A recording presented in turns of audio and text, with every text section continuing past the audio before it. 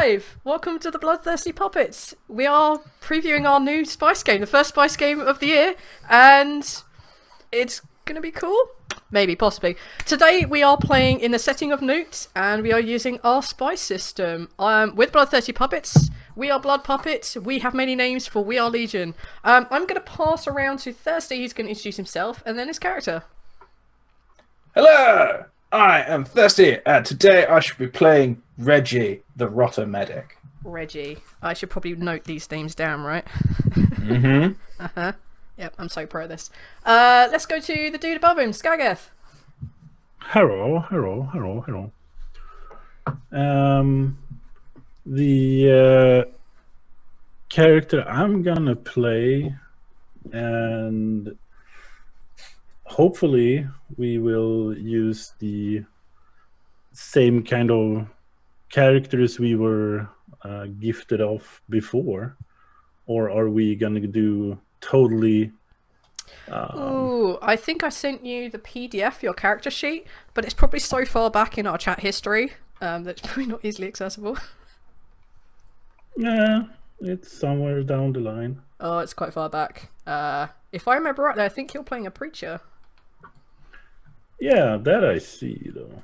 Yep, that's the one. It's basically similar system. Yeah, It's the sniper preacher, yeah. That's the one.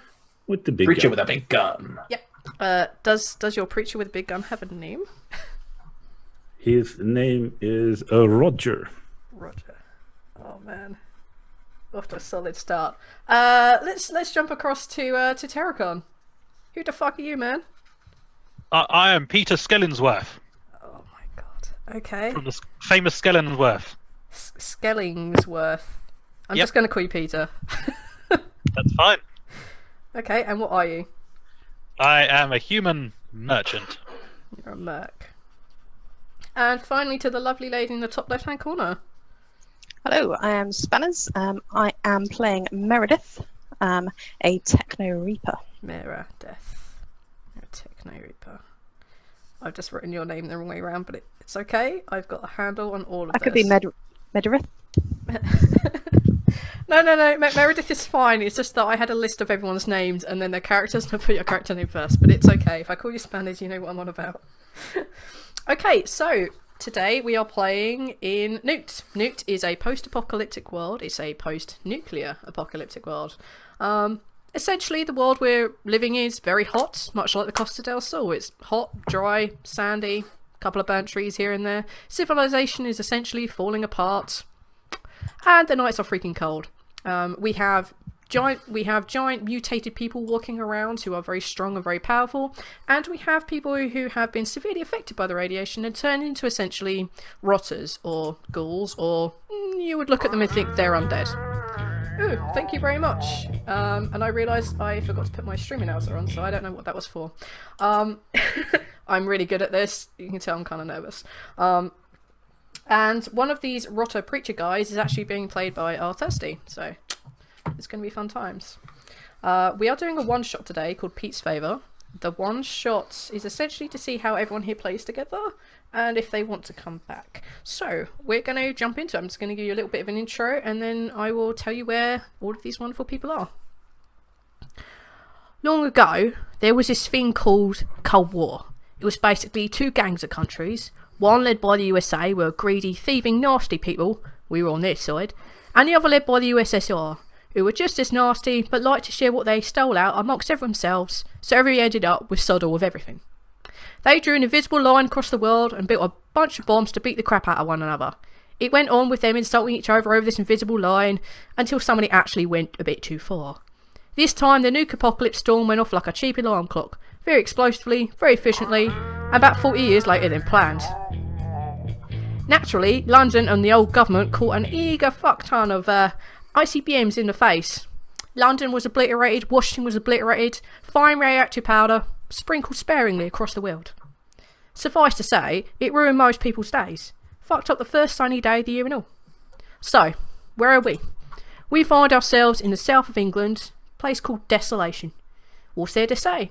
Aside from mutations turning people into huge hulking monsters, aside from ghoulish fiends that roam the countryside like walking historical Google searches, and aside from South England being a bit more like the Costa del Sol, life after today's destruction been a bit of a doddle. Life went on more or less as it had. Obviously, there are exceptions, like no jobs, economy, imported food, government laws, or vestiges of civilization. But you have to do what you can with what you got, you know. Anyway, my throat's dry. Get on a wet one, and we'll get this one started. You wonderful people will find yourselves this morning at Pete's Meetings Crossroad Cafe. It's I would say it's comfortable. It's not great, but it's comfortable. There are lots of tables and chairs set up, much like a little restaurant. There's a constantly burning fire with constantly burning various sources of meat. It's best not to ask, but it tends to be okay. There are awnings over the top of where you guys would sit down, so you're kind of protected a little bit from the razor rain. And there is a small farmhouse attached to this where you know that Pete, his 4 sons, and his wife live. And today you find yourselves here eating breakfast together, your cheerful little group. There is a man in the corner who looks old and grumpy and helping himself to whatever booze he can. You see that there is a particularly large hulking post-gen, which are the big mutated people we were talking about before, and you can see there's a young lass next to him. And you guys see Pete. Everyone knows Pete. Pete is a nice guy. Everybody likes Pete. Pete has been serving you food here for years. He's generally a nice, happy guy. Goes out of his way to make everyone feel welcome. And he has a strict sanctuary policy. Nobody starts crap inside his place, or he'll shoot you with his shotgun. It's fairly simple rules, aren't they? And today you probably notice that Pete is a little bit brooding, a little bit melancholy as he serves up your breakfast. So, what do you guys want to do?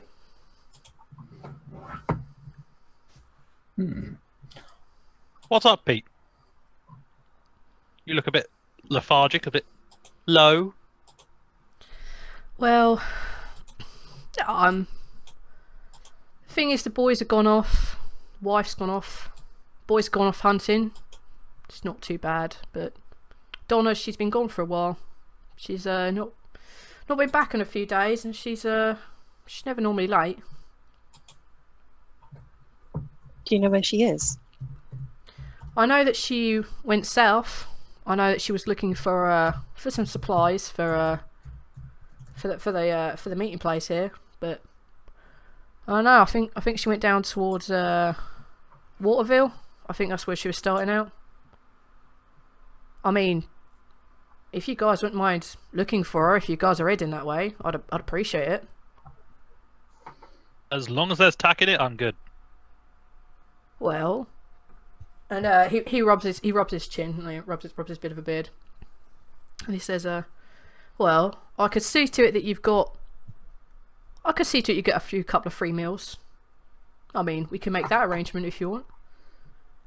What about beer? Throw in a couple of beers as well, young man. Good. So, I'll get beers for you. Free food for you. What about the other two?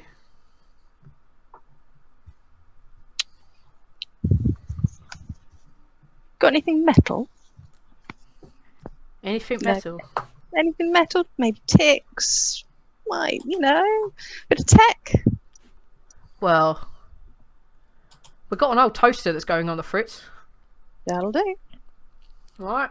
I'll see you get the toaster if you guys bring her back. And what about you there?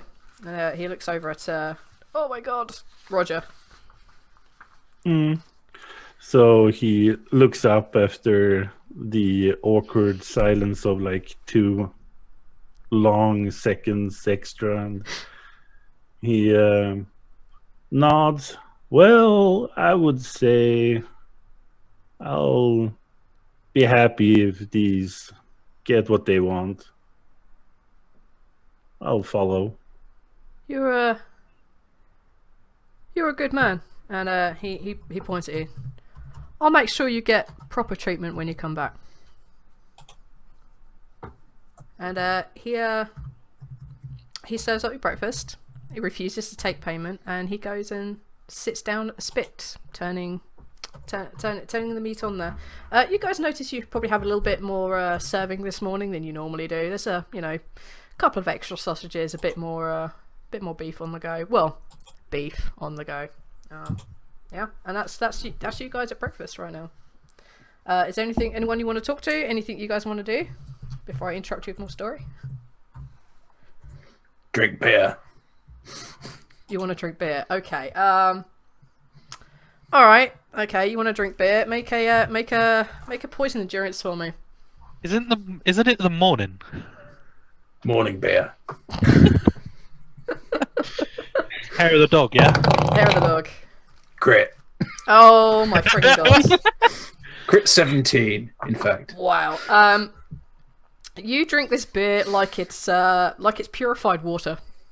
It goes down, has no real effect other than making you feel a little bit warm.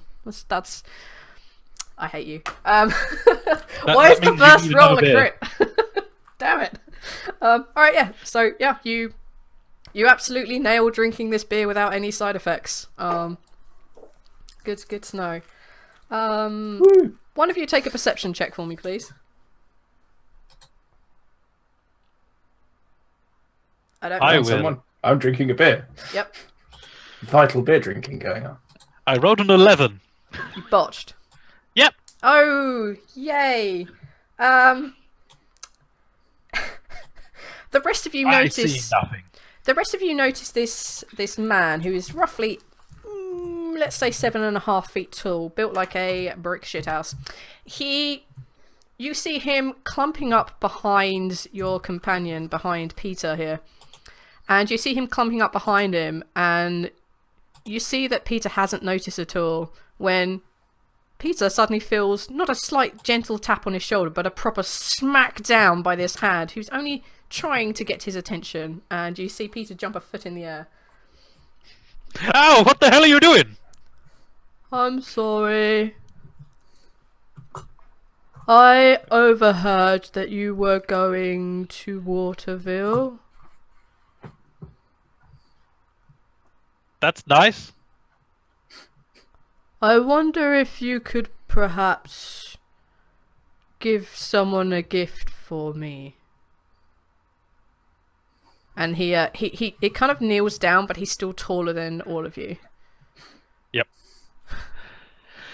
So he's not human. He is definitely not human. This one He you know is- to be a post-gen, which is Yes. the kind of genetically enhanced human. So they are ginormous, very, very strong. Not always the wisest people. What would we be transporting, and to whom? I have a gift, and he just like puts his giant hand on the table in front of you. You notice roughly the size of your breakfast plate, and he's holding this very small, very delicate little blue box, probably no bigger than that. Little trinket box. Yeah, little trinket box, and it's kind of like a. I'd say it's covered in that kind of like soft felt stuff, but it's not really because it's had like years and years of being out in radioactive wastes. So it's kind of more like a scummy kind of feel to it as it's absorbed all these like dirt and detritus. And he puts the box down in front of you. There's a very pretty woman who lives at Waterville, and her name is Finola. I was wondering if you could tell her that I'm giving this to her. And he just like Nola, nods. did you say? Finola. And who are you? Oh, I'm Arthur. Surprised you can say that. Do you want us to deliver it, or as you were saying, wanting to let her know that you are delivering it?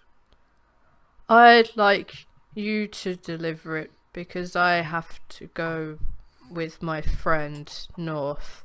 And he indicates the small human female that you noticed before, who is nowhere near him. She's enjoying a beer on her own. Well, what kind of payment will be given? Oh. I have some things. And he reaches into his pocket and he pulls out a bunch of like shiny metal and plastic spoons. Drops them on the table.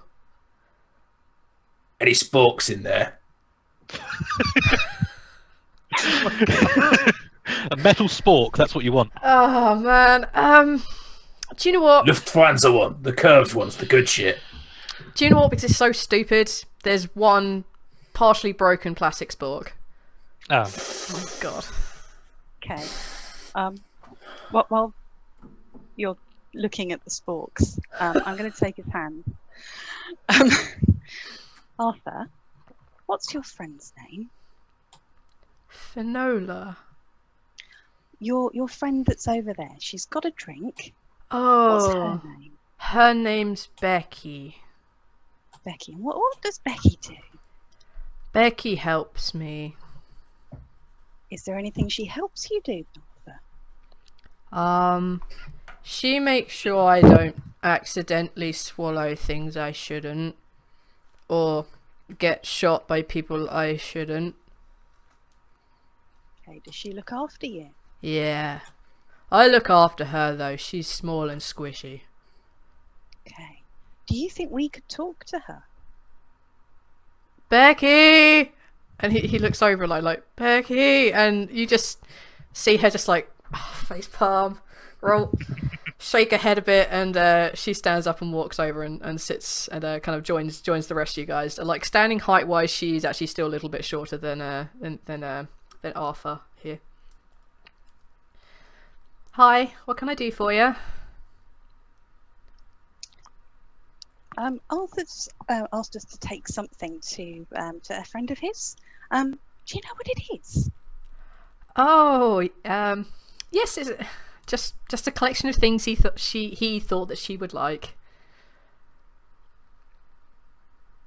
Do you know what that might be? Just some odds and ends. And she sort of like leans in very close to you. She's like, just things like wires, shiny, broken old fuses. I think there might be a broken light bulb in there. Does he have any more of those things for anyone else special? Of broken light bulbs? Wires, shiny things. I think this may be everything he's picked up. Most things he picked up are broken and quite dangerous. So these are the things that are least likely to hurt him when he picks them up. So What does he do with the dangerous things? well, he either puts them in the box, or he plays with them, or he tries to eat them. He puts them in the box. Mm-hmm. Oh. Thank you, Becky. You've been really helpful. You're most welcome. Just make sure she gets the box and tell her that, you know, I tried my best.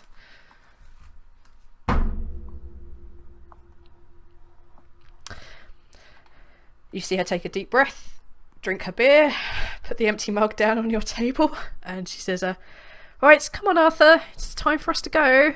And he very begrudgingly gets to his feet, and he leans on Peter again a bit more, like crushing your shoulder down as he gets up. I should say, thank you for doing this thing for me. Bye. And he turns and walks off, and you see him take Becky by the shoulder. She isn't quite ready for it, and you see her being like, "Whoa!" yoinked back as the pair make their way away from Pete's Crossing meeting place. Are we getting paid for that? You got your spork. That's the payment. Yeah. But it's broken. Well, there's other spoons in here. You can use tape. It's plastic. You can use fire to melt it and put it together with other plastic ones. There is. I wonder Make what an the extra box is long- held together with. Sorry, what was that? What if the box is held together? Because we've got stuff around the outside of the box. Can we like have a look in the box? Absolutely, you can. We should look in the box. You're gonna. Arthur's still here. He No, hasn't no. gone that far. Oh, they're walking off. Like Becky. No, Becky but he still hasn't gone that far, and you're still just. Do you know what? At least trip off to the bogs. Do you know what? Are you being sneaky about saying this, or are you just gonna say it loud and proud, like you don't care? Who, me? No, Spanners. Sorry, Meredith. Whispering under my breath. We should look in the box. Okay. It's got shiny things. You can open the box. Well, I don't. I'm just going to I shake push it it. in front of Meredith. Okay, so I've I'm got going to pick it nothing up. You could do the And I Flon look Kid at at it. Christmas thing. You know, Yeah. you shake it. Yeah, you shake it. You listen to it. You know, you sniff it. You see if it smells of it. Oh yeah. You know, Becky said he puts dangerous things in the box. I'm not just going to open it just in case one of those dangerous things is explosive. Okay. Hopefully the other Fiola or whatever her name was at her best, that they left together. Meaning if the box has something really bad and you open it, you get it on yourself. Yeah. I don't know if is he clever enough to say she's his friend when she isn't? Maybe she, I wouldn't bet on the it. other one, told her to. Oh. I've got an idea. Why don't we give it to that bloke at the bar? Good plan. I think his name's Jim. Oh my fucking god. Yes.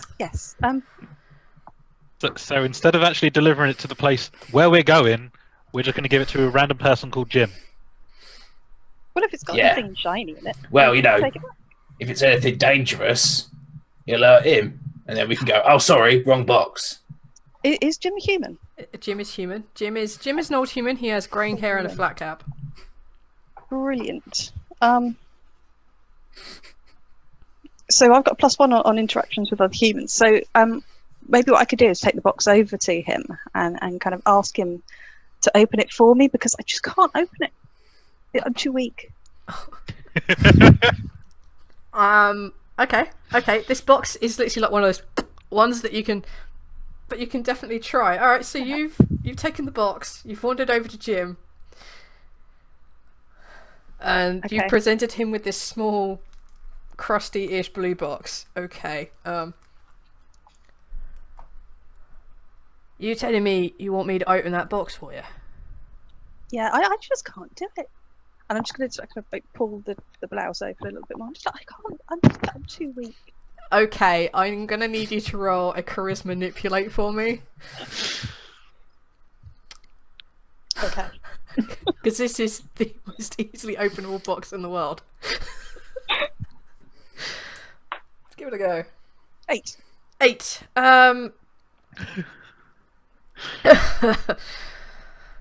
Alright, give us a box then. And he takes the box and he just opens it. And inside, you see that there are quite a few wires. There's a brown wire, there's a blue wire, there's a green and yellow wire. There's a big bunch of wires in here, all mixed up together. You can see that there is the end of what looks like a universal serial bus, a USB one. You can see that there is the broken remains of what you might recognize to be a CD. You can also see that there are a couple of razor blades in here, and you can see a very small, about yay big, little figurine of a ballerina with a little pink tutu on it. Okay. So I'm going to take the box back. Thank you. And I'm going to toss it back to the table. Bloody So hell. what are we going to do with this? Deliver it. What else are we going to do with it? Wires! So? Well, what do you want to do with it? Or we could redistribute the wires. Oh, and so then give the it the ballerina. box to this Fiona, Fabio, whatever her name was. Fiona. Fiona's fine. We'll go Yeah. Fiona. Oh. Nothing First time I've says actually written down properly. I love you like a box full of razors. So Or we could make the box better. more razors. No razors at all. Spring-loaded razor blades, and we can make the. We put the ballerina on on a block of explosive, covered in razor No. blades. I can clearly say no to that. She might love it. Take the USB out and replace it with a sausage. You can take that Everyone out loves as a sausage. if you want. Everyone loves a sausage. Oh wow. Why do I hang around with you guys? Razor blade sausages? What the hell? It's just literally a gift from one person to another. Why are we tainting it? Well, he's a cretin. How do you know? You've just met him. Because he speaks under the speed limit. Oh my god. I can say the same thing about you because of your skin. Oh. Ah, well, you know. Sure, bro's missing a bit of skin, but what am I going to bit. do? A bit. It's easier to count the patches you do have skin than the ones that you don't. Well, now you're getting a bit racist. Oh my gosh. So are you. Oh my gosh. Okay. What do you guys? You guys basically open this box. What are you doing with the contents? Let's do that first. What's your plan for the contents, guys? I imagine we're salvaging the wires. You guys- Apparently, the USBs is going with Meredith. It's in my pocket. it's already gone. So essentially, we're emptying this and just leaving a ballerina and some razor blades. Yeah. We got And a the broken spoons. CD. We've got the spoons. We could put the fork in there. Naturally, the spork is the king of utensils. So, Oh my god. Okay. Yeah. I have the best idea. What we do is we fan the spoons out so they look a little bit like an oyster shell, and we have the little ballerina standing in front of them. It's like this painting I saw once, the birth of penis or something. I don't Oh know. my god. And you do know the box is about that big. It's not going to Yeah. fit. It's only a little spoon. Can we No, like bend teaspoons. Oh no, they're spoons. They're not forks, are they? Teaspoons. Teaspoons. Yeah, I would say Makes a there are little some teaspoons. stage. Yeah. We'll do some teaspoons. Teaspoons. Yeah, we Okay. make a little cowrie shell out of teaspoons and have the ballerina standing in it. We Okay. could find a blacksmith and make a flower out of the spoons. All right. Who's going to make this crafting check to do the joys of reassembling the inside of this box? The inside of this box. What's happened to the inside? Because you're all about to fiddle about with some spoons, a razor blades, and stuff. I want to see how pretty you make Razor this. blades. Yeah, go on at it. Go on then. We'll see how I've got pretty plus this one. can be made. Crit. Okay. This is a piece of freaking art. Alright, you open it up and you do it in such a way that when you open the box that one of the little spoons actually hits some of the other metal spoons and it makes like a little ting ting ting ting as you open the box. There's a ballerina inside, a Wow. bunch of spoons and razor blades, and a broken CD. We've made a post-apocalyptic music box. You have. Yep. Congratulations. Please put that in your inventory. Alright, now you guys have finished dicking about with the box. What do you guys want to do now? All of you would know that Waterville is south of your location. It's probably going to take you about a day-ish to get there. So by the time you get there, provided there are no delays, you should get there before nightfall. We got enough provisions. Let's say you have enough provisions. Yeah, you guys have been traveling around for a while. You have enough provisions to get you through a couple of days at least.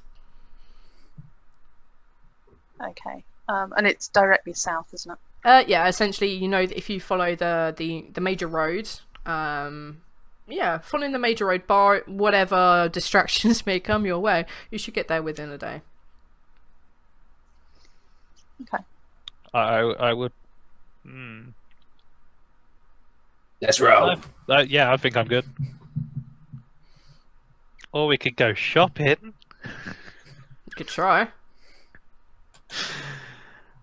I haven't got much Double ammo. dare you. That's sort of off to the east, isn't it? Pete, got any hats? Pete looks over at you very confused. I don't really serve hats. I serve food. Well, yeah, but you're gonna need a hat to, like, stop hair falling in the food and that. Yeah. So maybe you got some spare. He looks at you sunny. as if this idea of like 5-star quality hygiene rating preparing a food doesn't exist. I think we're good. Yes, We're but just I fine. remember it. Good for you, but it doesn't happen. Yeah, Okay, he looks at you just very confused. Like, I don't have a hat. Does anyone in the bar have a hat? Jim has a flat cap, and he's the only other guy in the bar. Oh, could I pillage Jim's flat cap though? You can try. Will touching it Wait just a cause second, the world wait a to second. implode. I will try and get it for you. How about that? Okay. All right, let's give it a go. What are you doing? I will stand up and saunter over, give him a nice smoulder and go, all right, Jim, how's life? Are you telling me This is you not have the gonna go sexy well. perk? Yep. Oh, fucking hell. Okay, for those Why, of you who don't hello know, there, Jim. we have a You're the couple one of that gave very it to me. we have a couple of very interesting perks and traits. One of them, which is called "sexy even if you don't want it," which essentially do the math. Okay. This person is drop dead sexy. They would be on everyone's allowed to list. Easy Yeah. time to easier time to manipulate. Okay. Seduct- All right. So Yeah. you're sauntering over, looking your damn finest to try and seduce Jim, the old guy with a flat cap. Yep. Okay. He looks at you. He's like, "Yeah, things going all right. Can I do something for you?" Yeah. My head's getting a bit cold. I was wondering if I could have your hat. All right. I'm going to be honest. You're going to need to make the mother of all manipulate charisma checks. Okay. Can't you use like a point in it? Yep. You can use one of your legendary points if you want. Yeah. Although to be fair, that was pretty much like that was manipulation 101. This is exactly what I want. I got a 14.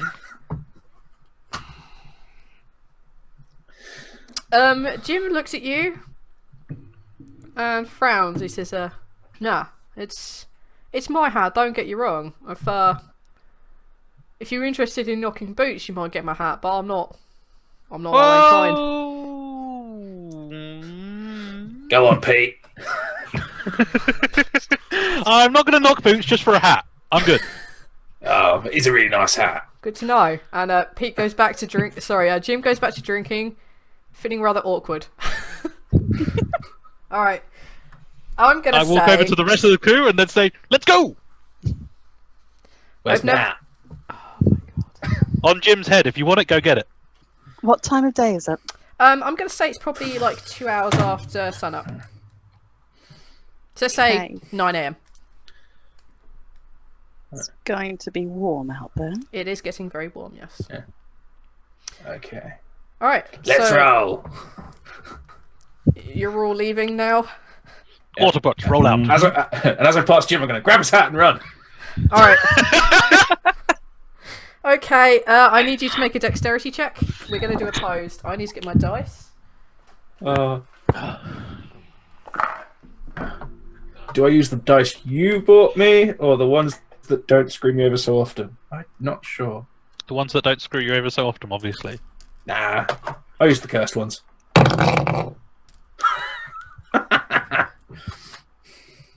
Four.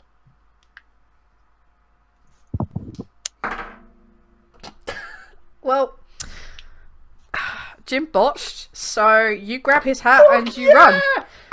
But maybe trip over a bit on the way out. Yeah, it's a sum not- total of 4. It's not stylish, but Jim's at that perfect moment when you've just swallowed a beer and you're like, oh, hell yeah. And he just goes, shoop, and you run. You fall into some chairs, you bang into a couple of tables, and you get Pete's like, oi, as you're running away. But you grab Jim's flat cap. Are the rest of you also running? Nope. Yeah, running. Okay. I'm just going to put my hands up and say, I don't know that guy! Wasn't me. Yep. Okay. Continue walking out, though, but... All right. Yeah. You, with two of you running like you stole something, and the other two of you walking out like it wasn't you. You guys finally leave Pete's place. Congratulations, guy. I think this has been the longest it's ever taken anyone to leave the bar. Good job.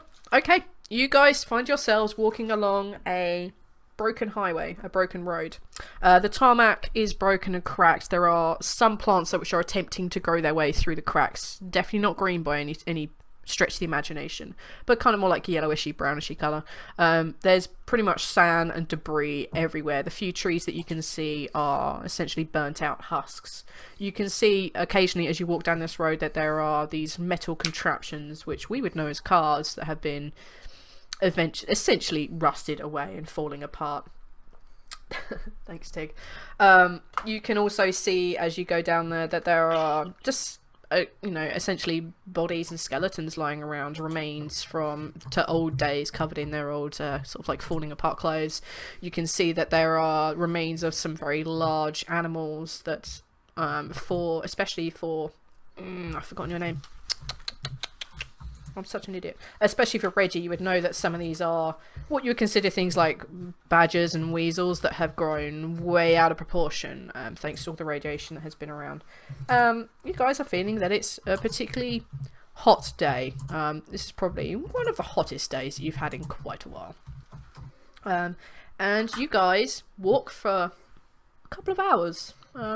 Nothing seems to be terribly wrong. Nothing seems to be able to approach you.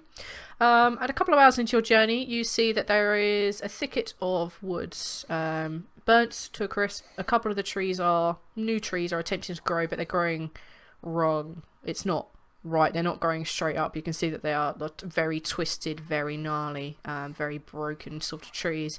You can see that the fruits on them are essentially stone-like. These are not palatable fruits for anyone. And you can see that these are both sides of the road that you're approaching. And you can see the road itself bends around a curve, and you can also see that there are a couple of broken down cars. Obviously, rusted to hell. But this is what you guys find. What do you guys want to do?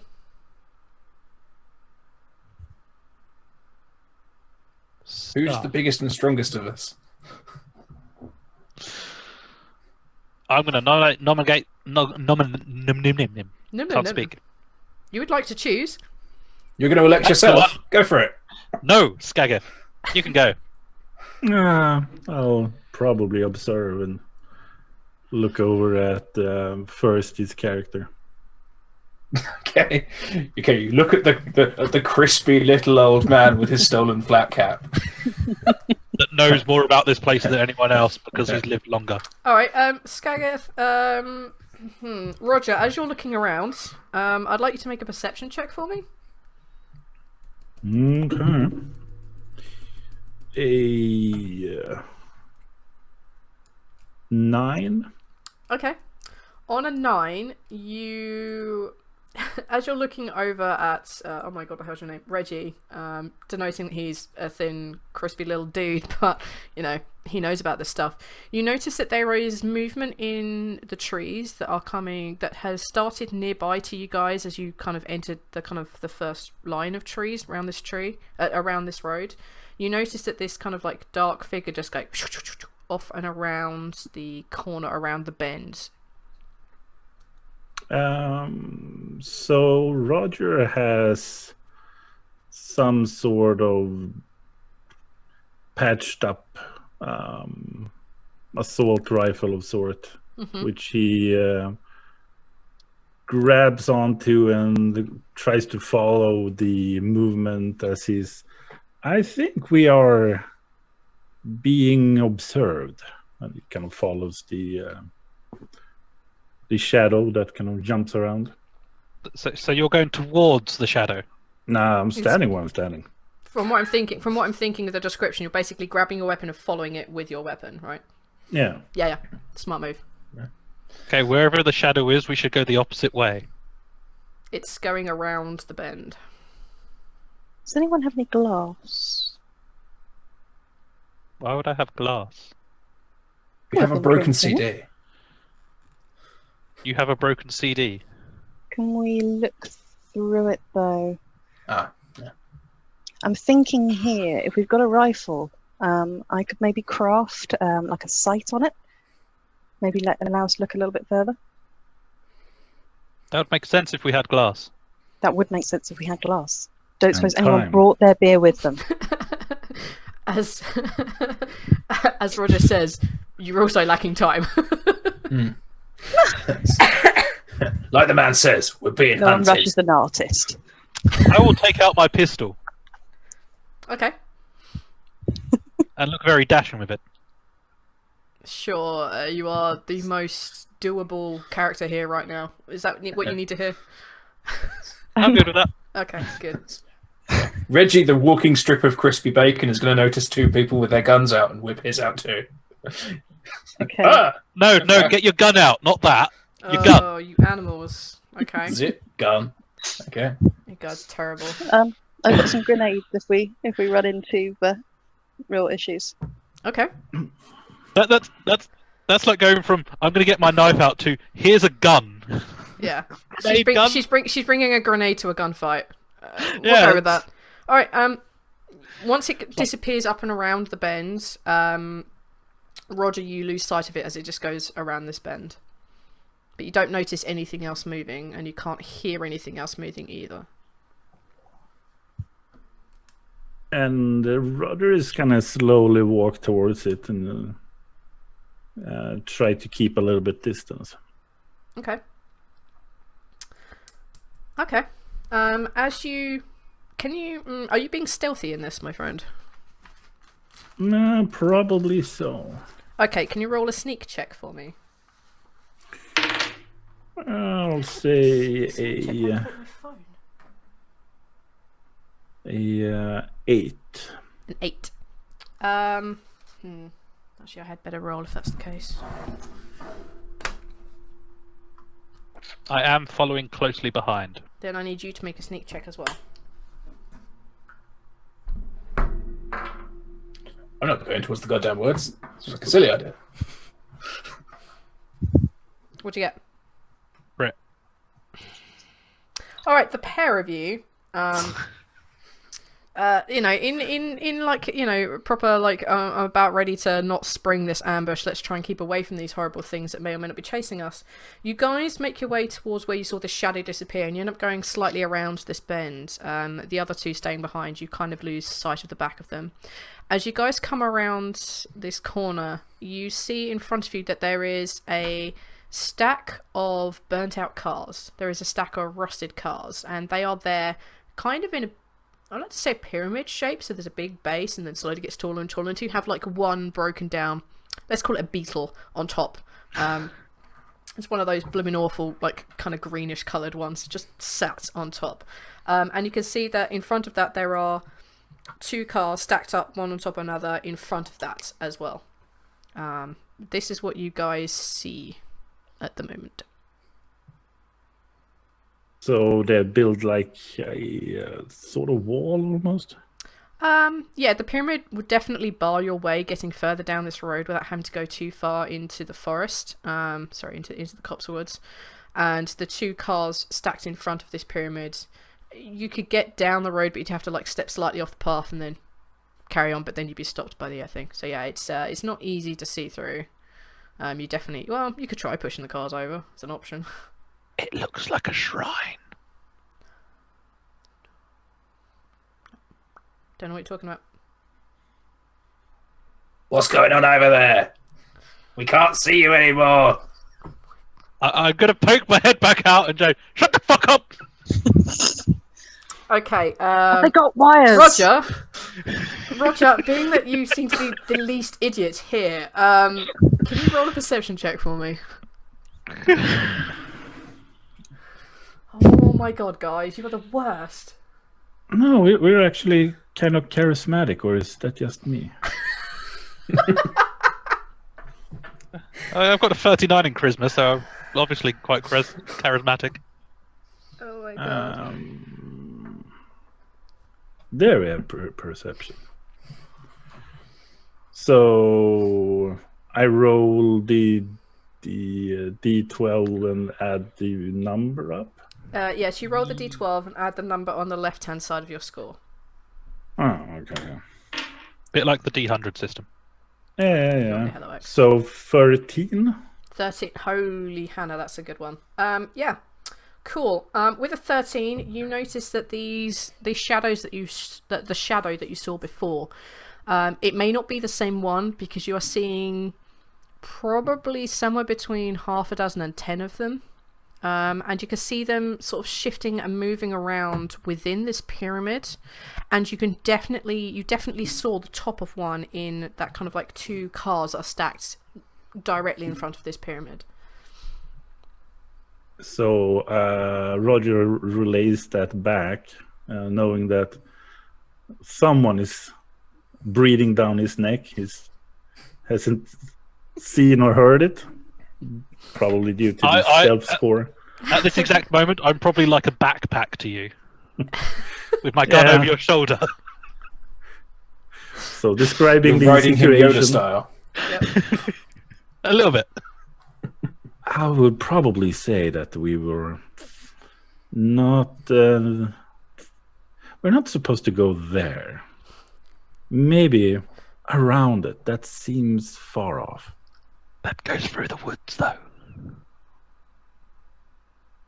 You're really close. That's why I'm whispering. If I shout, I'll hurt your ears. What's going on over there? Oh my god. Oh my god. You mean like that? Yes.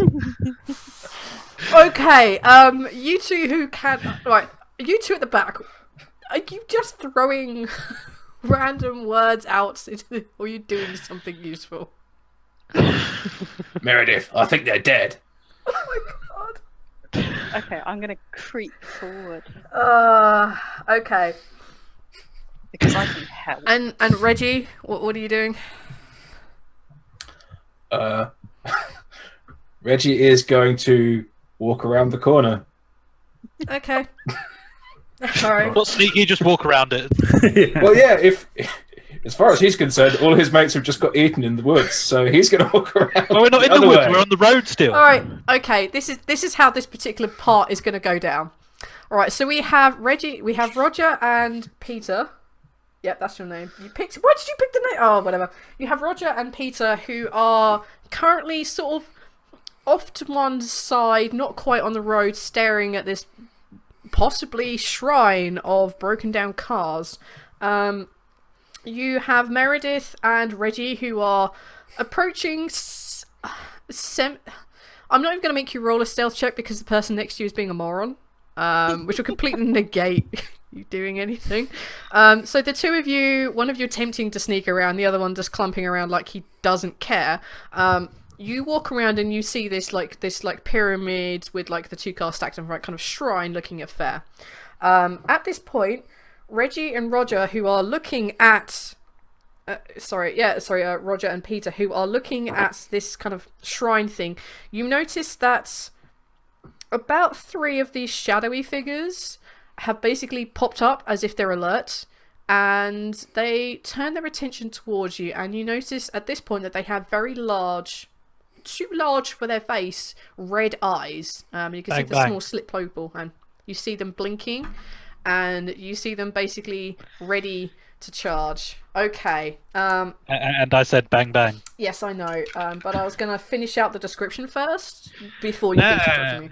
All right. So let's start with Peter. Then we'll go to Roger, and then we'll go to Meredith because. Do you say bang bang before you shoot? No. Do you hold your gun sideways? No. Bang, bang! Why not? Have Why it, you not? bastard! Levels. Okay. Sorry, Alright. I'm like 10,000 miles away from my mic. Yeah, but you are very loud, my dear.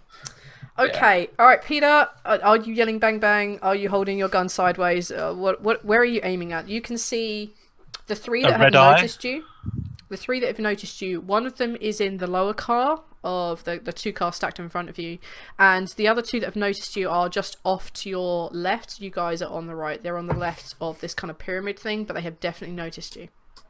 So, Okay, what are you the aiming for? closest one that's noticed me. That'll going be the one in the for his car. eye.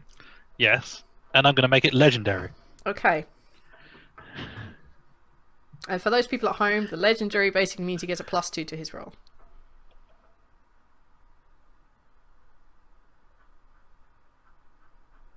$16. Yep. Assume that as soon as it pops his head up and you're like, bang, bang, you just see one of the bullets just fly and poof, straight between its eyes. Roll some damage for me. Dice. Lowest possible roll. 9. Good to know. Good to know.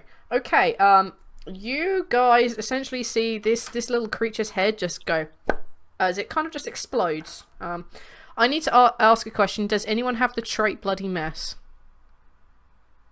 No. Thank God. Did I say I have a trait called charismatic? I have that trait too. You did not. But because you mentioned it, I will make that affect what happens next, Gag. Okay, I'm happy to assume that no one has Bloody Mess then, because that actually makes my descriptions a little bit easier. Thank you. Alright. Essentially, you see this bullet fly straight in the center between its eyes, and you see its head just explode on the inside. And you see this kind of dark reddish matter just like coat the inside of this car. Alright, Roger, what do you want to do, man? And there were yet another one that was alerted. Yeah, so there are 2 alerts on the left-hand side of this kind of path, but you are particularly aware that there are at least 7 others somewhere in this pyramid.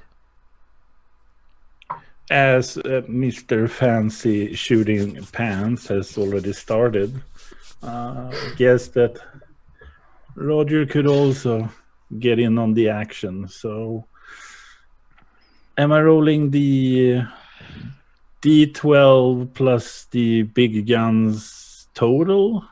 So, yeah, on your character sheet. I don't know if you guys can see that very well, actually. Yeah. There should Yeah, be an it's the total. attack. Yeah. If you look where it says weapon, name, type, condition, modifier, and then attack, underneath there should be one of them that's your big gun. Yeah, it's in the skills, right? Yeah, Your gun can add a modifier. Yeah. And probably does. a modifier is not at all. No. I have attack plus Next one over, that's the one, the attack. Yeah. the attack. Yeah, so you roll a d12 and you plus add that. A D12. Yeah. No. So the 12 plus the 8 is 20, and You the rolled a 12 is 12. good. A 12. Yeah. 12 and crit. I like how you innocently play that off. You blatantly know, Yeah. don't you? Yeah. Of course you do. Just like, I just crit it. Yeah. No big deal. No big deal. No. Why is it that guess you so. guys are rolling crits and I'm still rolling botches and soddles? How is this? Because you're playing with me. It's because I'm playing. Okay. Yeah. Skag, How how do you know I rolled a 4? are you looking over? Are you looking over the ones that are attentive to you, or are you looking over at the rest of them which aren't quite aware of you yet? I'll take the one who's looking at us. Okay, with your crit, roll me some damage. It may be irrelevant, but roll me some damage. That is 13. Excellent. Okay. Don't forget you crit as well, so you get another. No, not for this bit. I've already decided the effects of this crit because it's kind of cool. What kind of gun do you have? Huh? What kind of gun do you have? It's just a big gun, right? Yeah, it's a big gun. Oh, you It's decided it's an a assault rifle. assault rifle. All right, you pull out a gun, you aim, you pull the trigger, and you see you guys see this hail of bullets scattering across the path, and you just hear as you see these 2 creatures who are almost perfectly standing in a line for your crit. You just see them getting riddled with bullets and then fall to the ground. You've taken out 2 of them because that's way more interesting. Do remember, you have to kind of tell me next time too. It's still on automatic. That's fine. We're all good. Oh my god, Skag. Okay, cool. Alright, it's now Meredith's go. You have walked around this pathway, you've heard pop from a pistol, and then you've heard an automatic assault rifle going off, and you're probably inches from being taken out by the bullets hailing across your path, but then they suddenly stop, and you're like, yeah, I should remember to take it off auto. What do you want to do? You see this kind of pyramid type thing. Okay. Do I know how many of these guys are left? Take a perception check for me. It's going to be slightly easier to spot these because they suddenly become aware since a pistol and an automatic weapon have just gone off that there are things approaching them. Hey, there is such things as silencers. 12. Yeah, but you don't have one. I know. What'd you get, sorry? 12. A 12. You notice that there are approximately, let's say there are 6 left. You can see them in various places on this in this pyramid. One of you can definitely tell that there's one at the top of the pyramid in that kind of green beetle thing, and you can see the other 5 are kind of like pulling themselves out of the vehicles that they're in, and they are scattered all over. Yeah, all over. Okay, yep. Right.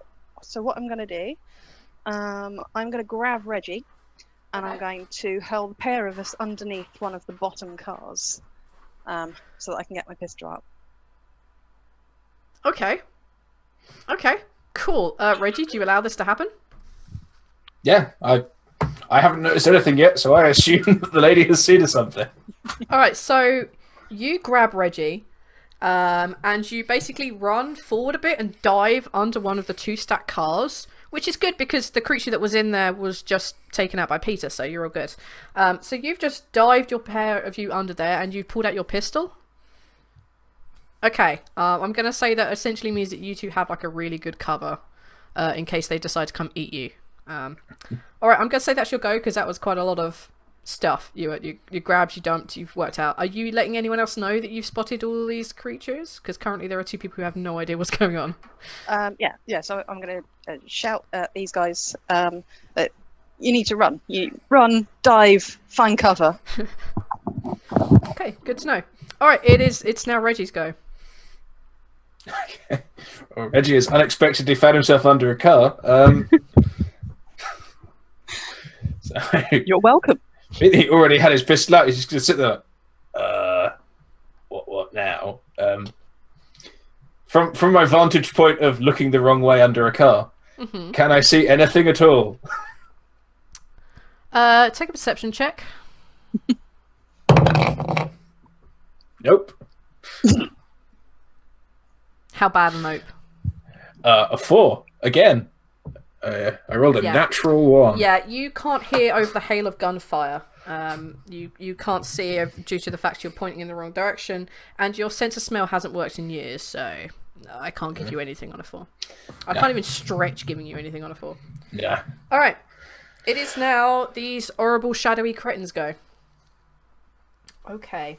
There are 5 of my pretties. 6 of my pretties. Alright. The 5 of my pretties that are clambering out of the cars in this kind of pyramid thing, they look towards the automatic gunfire. They look towards 2 attractive, charismatic looking dudes. And they head towards you. They're moving remarkably quickly. You two can see, not the 2 hiding behind the car. You guys can see that they have quite long arms. They have very elongated claws. You notice, riding your perception from earlier, that they seem to be dripping this kind of like ooze from their kind of face and their fangs, but you can only really see much of the bright red eyes, which seem to be unblinking and focused in your direction. I'm going to say 2 of them leap on top of the double stack car, which makes it kind of like dunk down a little bit. You 2 are safe, however. And you see that these 2 creatures are basically jumping and flying towards you. I will give you a quick momentary reaction. What do you 2 want to do?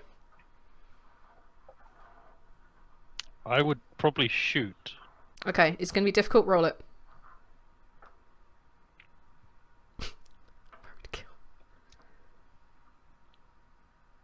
Team Roadkill for the win.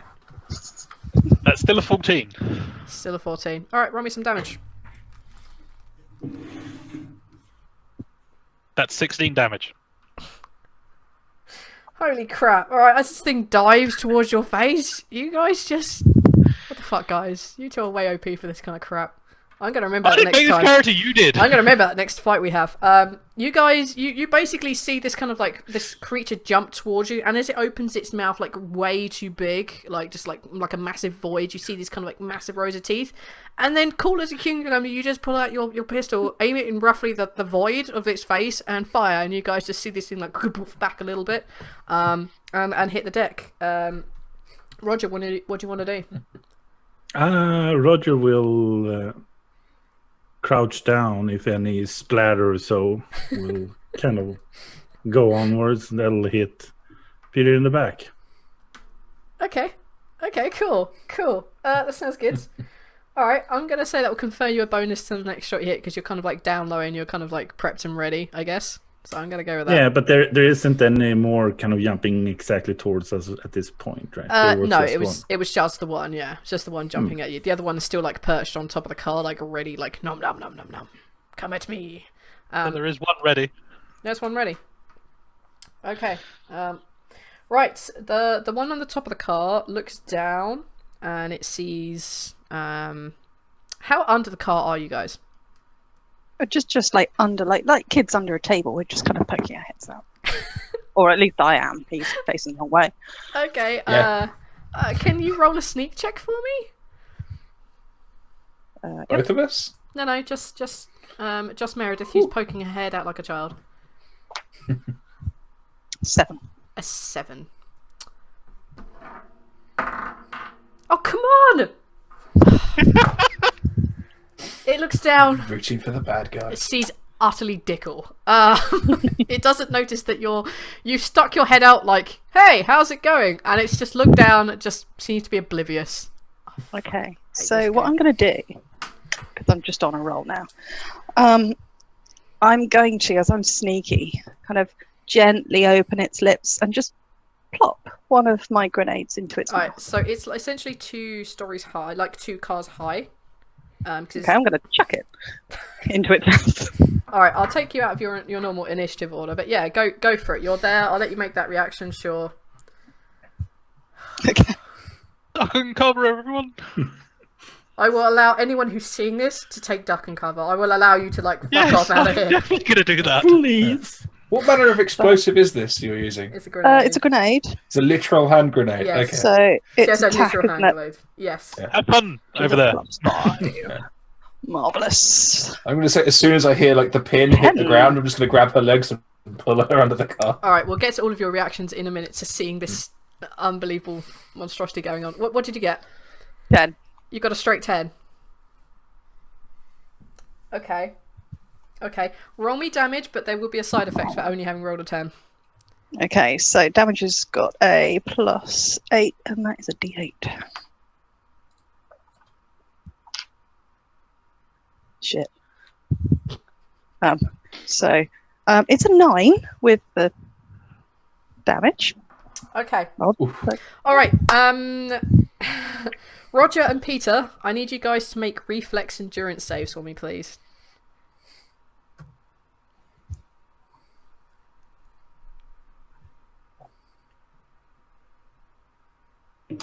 That is 10. And I get a roll on. Where is reflex? Oh, there's reflex. So that's a rolled 12. No, not the crit, but the total. Yeah. Okay, Roger, having a bit more experience of life, you're like, fuck this, and you essentially dive into the tree area and get yourself behind a nice tree. You think you're pretty well protected. Yeah, that's a holy no. Yep, that's a hell no. Nope, a holy no. A holy Don't no. use. Okay, a holy no. Fine, a holy no. Oh yes, I'm sorry, I forgot. You're a priest. Peter, you're diving for a tree, but you don't quite get to it before the explosion goes off, and you're going to take 4 damage for me. Sorry, That dude. is fine. You've got 34 this. damage. You've got Come this. on, Don't caught by the forget- blast wave, thrown into a tree. Don't forget you reduce it by your endurance. That is true. So it's only 2 damage. Yep, should be only 2. Okay, Mr. Oh man, Mr. Reggie, you were attempting to grab Meredith by the ankles Yeah. and drag her back in. All right, I'm gonna say this is gonna be a strength check. Fuck yeah. My mighty strength of 11. Yeah. It's a 10. So are you pulling a shoe off? So you got a 10 in total, or is it 11? Oh, it's a 10 in total. Okay, you grab her and you pull her in, but again, you don't quite do it with enough strength or vigor. And yes, I'm afraid, Meredith, you're going to take 4 points of damage too. That's by less your endurance. Okay. I'm going to say that as you get pulled back in, It's 1. Grenades don't really cause fire, do they? Nope. No, I didn't think so. All right, They are throwing a lot of shrapnel. yes, Yeah, it'd be a hell of a lot of shrapnel. That's what I'm everywhere. thinking, because it's a proper And frag concussion grenade. and noise. Yep. Yeah, ringing in Ringing the it- ears. Okay, because you're both under this car, you both have like extreme ringing in the ears. You're going to find it very difficult to hear for the next round or two. And Meredith, as you get pulled back in, you become aware that there is blood dripping into your eye. And Reggie, you can see that she has a nice kind of like cut fairly deep across the side of her face. I've scarred Just you a up. battle scar. It's fine. It's It's a battle fine. scar, yeah. That's right. I'm sure I won. That's going to look dead cool later. I'm gonna, do you know what? For the hell of it, I'm gonna say you killed that one because you guys have taken so much damage. We have? Oh, yeah, right. Oh, You have. 2 people have taken damage. Yeah, I don't care. Wow, this is getting ridiculous, guys. All right, Right. this is now technically gonna be the dude on the top of the car. That's individual that didn't move, didn't do anything. And you guys become aware, well, those of you who can hear, you become aware that you hear the sound of a lot of rusted metal grinding against one another. And as you kind of like peer back behind the peer back from behind the tree to see what the hell is going on, you can see that this kind of big beetle on top is being rocked slowly backwards and forwards.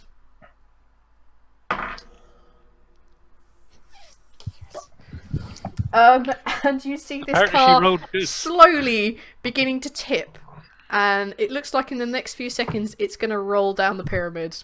All right, back to the top of the round, Peter. What the hell are you doing? You're laying on the ground. You have just been hit by some shrapnel.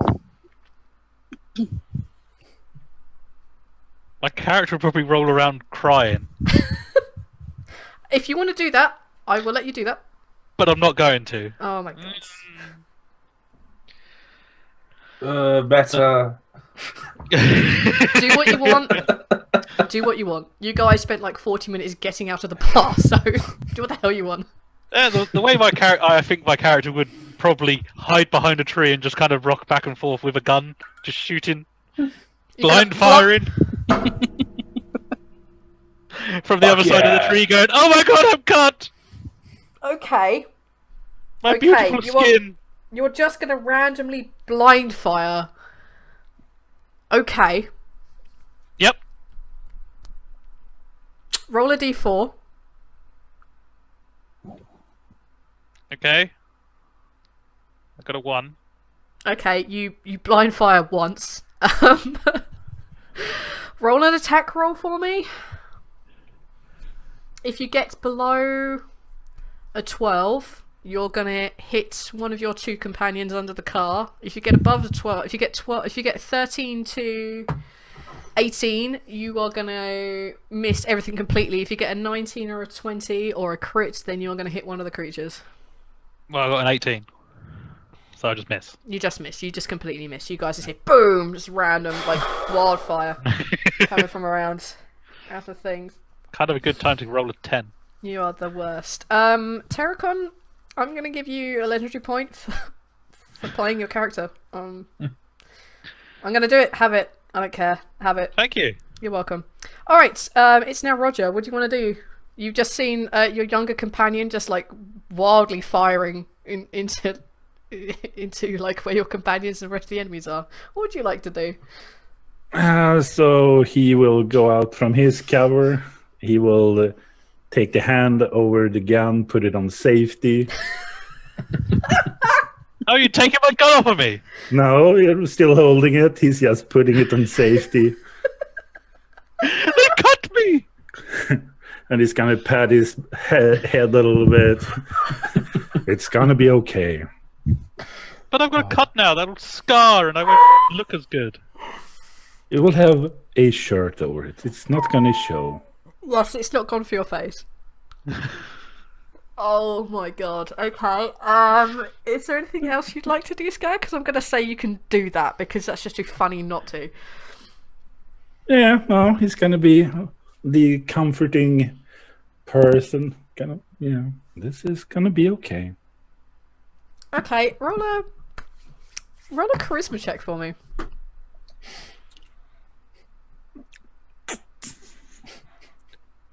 So I have a lot of things in the charisma department. Did I say I was charismatic? You are also. I'm looking at your character sheet. You're also sexy, even if you don't want it. Yeah, we two are like two at the palm. Oh god, this is going to become a slash fic any moment now. All right, so Because we're brothers. Twins. you want to be twinsies. Oh god. Apparently so. Oh, All right, you sure. two are identical, stunningly good-looking twins. So we technically have. Well, not really anymore, right? He has a cat. Are you really going to bring that up now? Do you know what? No, more you know so. what? He's gonna make a small little bit of a mental note. Do you not, Skag? I'm going to give you a permanent +1 on your charisma. Just so that you are that little bit more charismatic than your brother. That explanation was amazing. So Roger will say, "Yeah, it won't even show. Oh man, It's gonna be okay." I'm not going to make you roll because that is just too funny, Skag.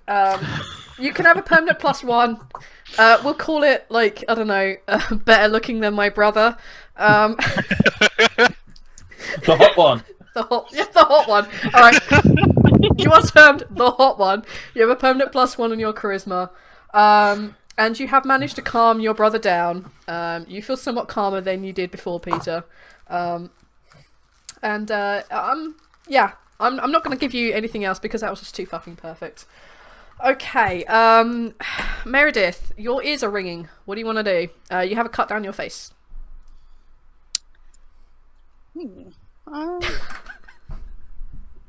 Right, so I've caused these dudes enough damage.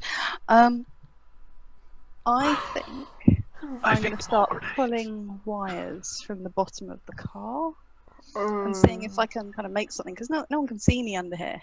And while I have no idea what's going on, so I can't hear anything. I'll tell you what, tell me what you want to make, and I will tell you whether there'll be materials around for it. Okay, so I want to make something which is going to let me see better in the dark. From the underside of a car? From the underside of a car, yes. I'll tell you what, maybe what I could do is... I'm going to make you an offer. Because I honestly can't think of anything that you could use for night vision underneath a car that would just be available and you could make. I will offer you this. I will let you spend both your legendary points and you will find something helpful under the car for said night vision. Let's just say, like, hey, you look under the car and hey, look, there might be some night vision goggles laying a bit behind one of the wheels or something. Or just inside the car. I will make you that offer, otherwise it's going to be exceptionally difficult to craft something under these conditions. Well, you see, what I could do is I could take a headlamp. Because you said they're old cars, so I'm going to take a headlamp and then maybe fill it with petrol. So it's going to give you that like green tinge, which would create the illusion of night vision goggles. Just go with it, say yes, and nothing happens. These cars have been sitting here for countless Do you know what? years. Sure, make me a craft check. I'm going to say that these things are going to be available. There is a fuel line which you're going to grab and pull down. Sure. What the hell Go for do you it. think you're doing? That's a fuel line. You can't hear him because you're both You're slightly deaf still at this fine. moment. Right, so 5. Strength and education +1, so that's a 6 anyway. Nice. It's a crit. So 18. It's a crit. You do it. Fuck Yeah. yeah. All right, you make yourself some sort of night vision equivalent. You pull out the kind of light bulb from one of the front of these crappy old cars. You pull the pipeline down. You fill it full of fuel, just enough to fill up the headlamp and not like cover yourself in fuel because you crit. And you find a way of stopping up the back because you have a bunch of stuff on you. Just ram something down in there and kind of get a nice seal. You now have something that allows you to at least help you think you can see better in the dark. Cool. And I'm going to pass them over to Reggie. I'm going to say actually it will help you to like zoom in just a little bit, only in the very, very center. I'll give you a minor bonus to perception. Right, Reggie, you have just been handed these makeshift night. You've been handed a lamp filled with petrol. What do you want to do? I've been handed a light bulb full of petrol. Yeah. At this point, I feel it's worth mentioning that I actually have the photosensitive perk, which gives me a bonus in dark conditions. Oh my god! And you're under a They do car. work. Yeah, and I'm under a car. All right. Okay. So I was fine, but apparently now I have a homemade Molotov cocktail with no fuse. So what do you want to do? So I'm basically just assuming that she's making Molotovs now, and I'm just gonna sit there and hold it for a while, like what? Well, and I'm going to peek out the side of the car that I'm facing. Yep. The other side. Behind them. Is that the other side of the pyramid, or just inside the pyramid? Do you want to be looking at the pyramid? You're distinctly aware of where these original set of sounds come from. The creatures climbing down the pyramid and the one jumping on top of the car. You would know where they came from before you had the ringing in your ears. Yeah. You know that where you came from. There was nothing there other than the automatic gunfire of Roger. Oh yeah, in my mind, we were going that way.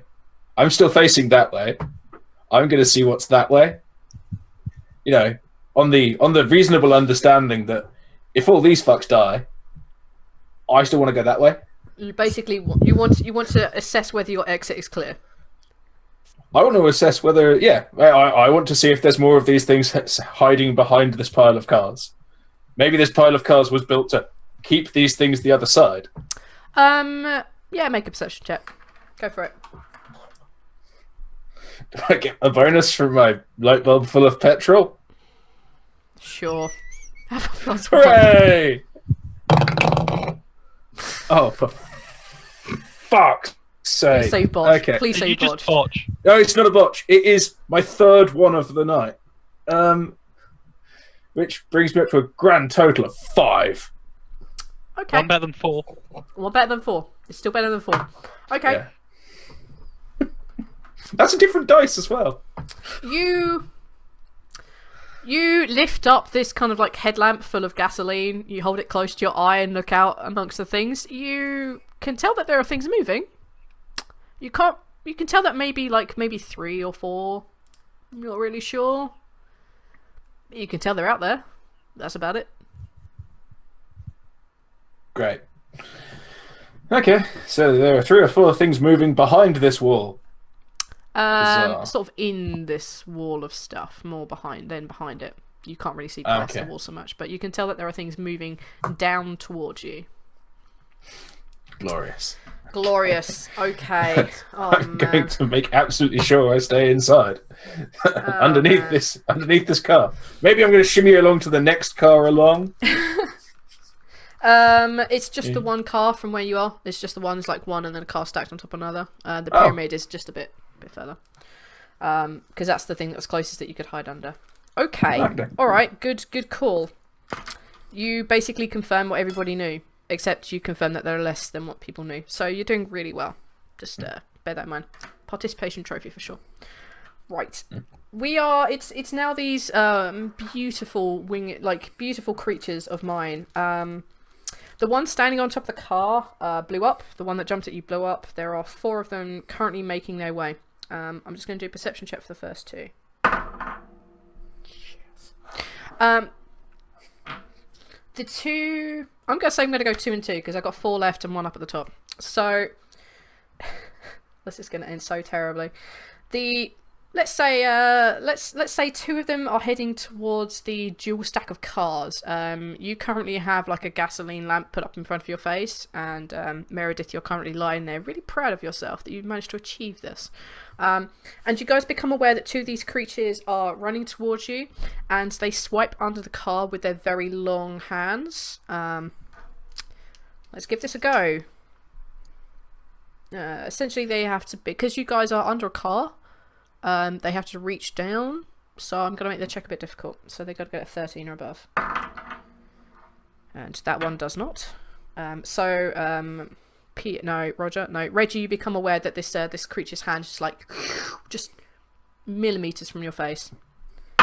And Meredith... Ah! Meredith, you feel these claws just like sink into the other side of your face. So where you had like cut across one eyebrow, you now have like a series of scratch marks down your face. As they score a beautiful 14. And you take 6 points of damage. Obviously reduced by your endurance. Reduced endurance. Okay.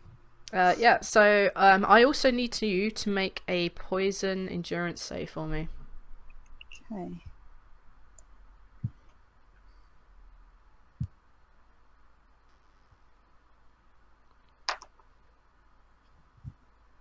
It was 9. And I've got a 3 on there, so 12. Okay. You feel like the kind of like burning sensation that comes with being scratched, like just kind of like that kind of like, you know what it's like when you accidentally cut yourself, it kind of like that slight burn for a while. That lasts a bit longer than you expect, but you seem to shake off whatever effects that were on these claws. That's those 2. They're now down by you, looking down at the pair of you under this vehicle. The other 2 are going to basically peel off around this double stack of car and head towards the woods where you other 2 are. The one on the left is... Fuck it, will everyone attack everyone individually. One of them is going to go for Peter, because he has a scent of blood on him. And he utterly misses. You see his like claws just like rake into the tree and kind of get a bit stuck. The other one is going to be going for Roger, who does equally poorly. Almost like they 2 were twins but mirrored. You see their claws just sink into the trees and it's like and pull themselves out. Alright, Peter, what do you want to do? Take my gun off of not having safety, take it to live, and then shoot one. Alright, okay, sure.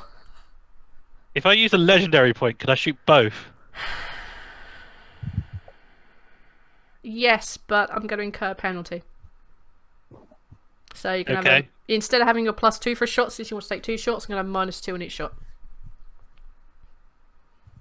Just because of the sheer cheek of you asking. I'll go with it. The sheer cheek. Okay, one of them's a 17. Mm-hmm. The other one is numbers. 13. Okay, the one in front of you, the one that kind of gets its claw stuck just in front of you, that one you managed to pop pretty well. Roll damage on that one. That is 12.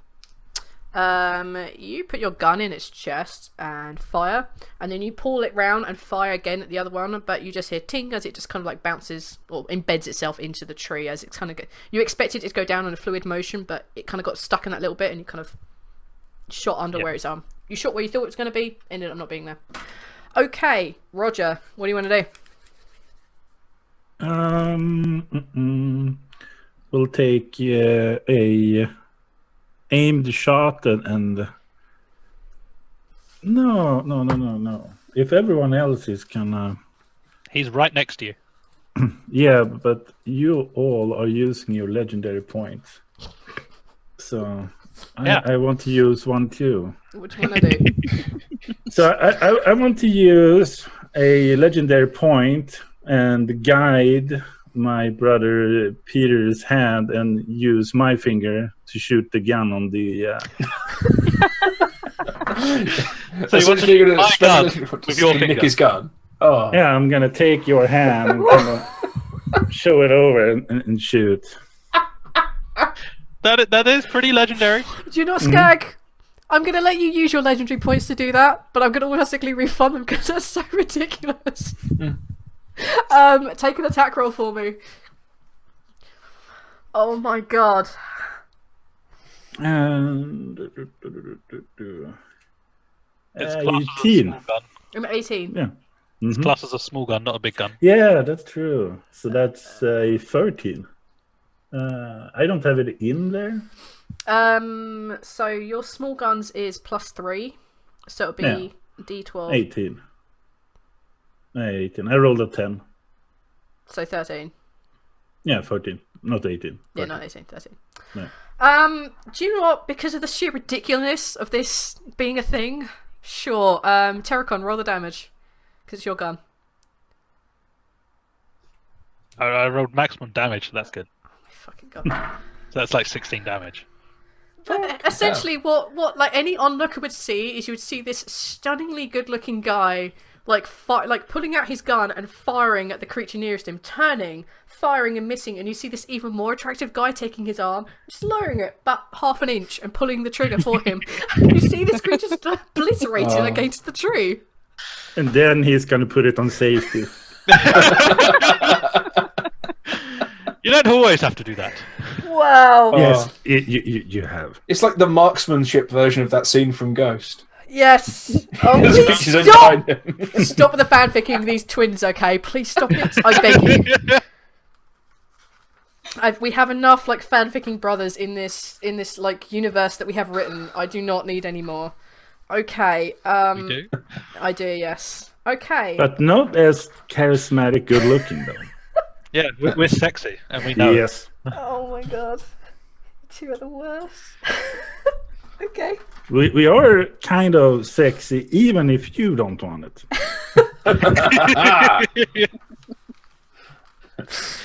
Okay. Suck on your unfortunate wording. I will. Oh, fine. I'll take it. Meredith, what the hell do you want to do? Oh Right. my god. So I don't have my night vision petrol goggles anymore No, because you handed them over. because I've handed them over. So I think seeing these guys shooting this way, I think I'm going to go towards them Okay. because they look slightly safer than this guy. Okay, so you're going to pull yourself from under the car and head towards the tree line?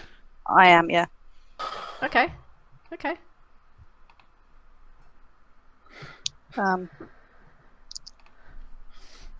Yeah, I think I'm going to pull myself out of the car and I'm just going to run towards them. Okay, make a... can you make a...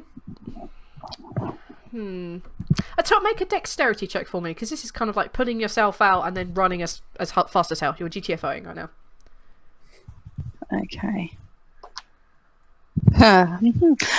So 5 in total. You managed to pull yourself out from under the car. But that's probably the extent of what you managed to do. So you are standing pretty much in the open next to this car. And Rodder is saying downwards to the brother, "She's coming over here." So I'm going to look at them directly, like proper eye contact. I go, "Woo! Hello!" Oh, wow. Has she got a grenade out? Yeah, that's an important Yeah. question. Just your hand, not a grenade. You're waving with a grenade! I'm waving with a grenade in my hand, with like the pin in my thumb. So if I did it the wrong way, it would just like pop out. I think we should run. My internal headcanon is just they looked so good you ran towards them. Okay, alright. We can, you see these notes? You just leave Fuck the those ugly, notes. ugly pepperami man underneath the car. You can tell it's a good session when I just throw my notes away. Fuck this. Okay. Who needs notes? Who needs notes? In that case, it's now Reggie's go. What do you want to do, dude? There are two creatures kind of at eye level with you, reaching in and try and claw at you. You're aware that Meredith has just a GTFO'd. Yeah. I am going to swing my light bulb full of petrol at one of them. Mm-hmm. In the hope that either the glass or the petrol inconveniences it somewhat. Okay, sure. Make an armed attack roll for me. Hell yeah.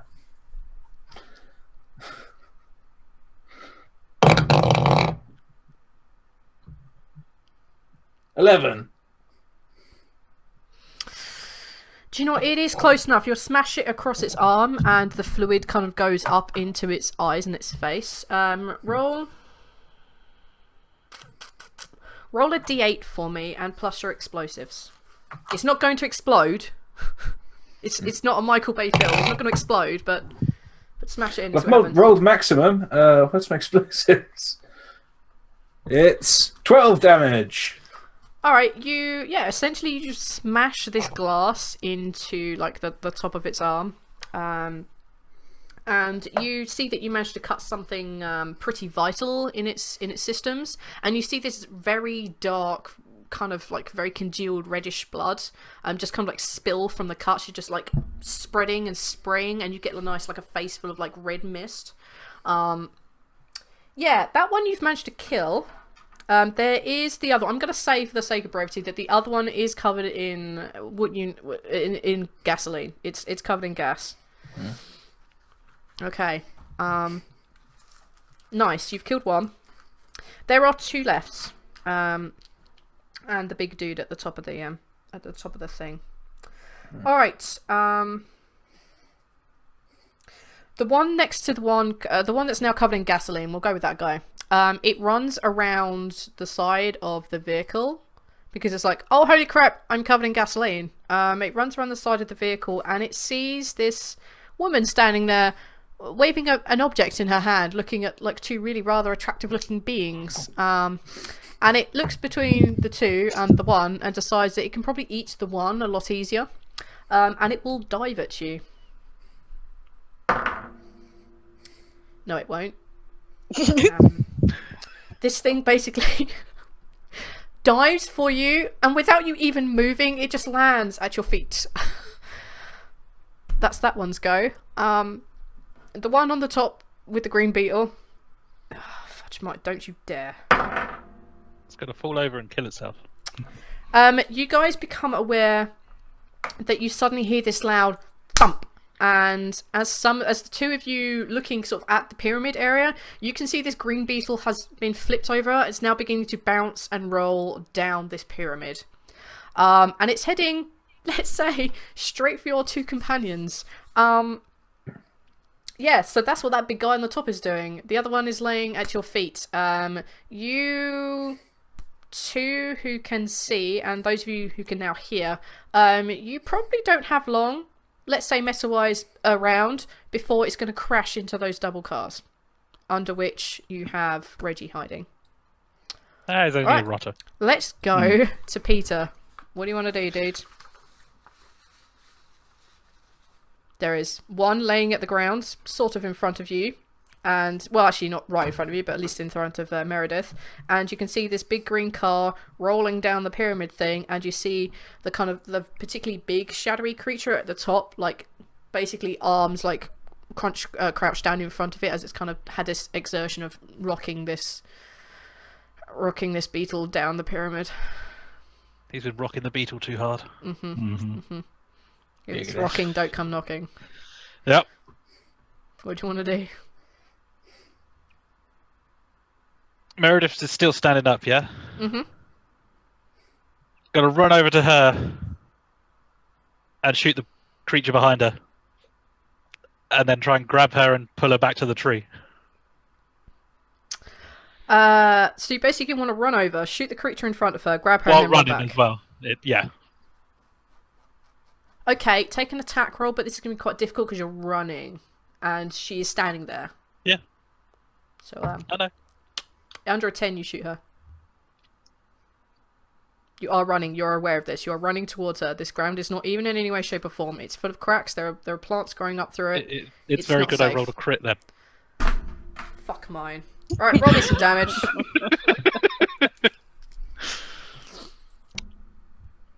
I didn't roll maximum damage, so that's good. How few.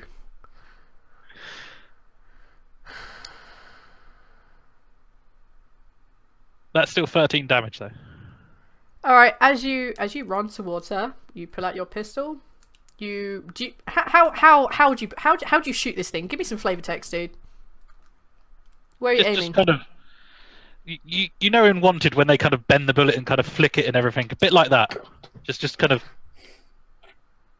Sure, I don't know what you're describing, but I'm going to nod and agree. I don't know what the hell you're describing, so yeah, sure.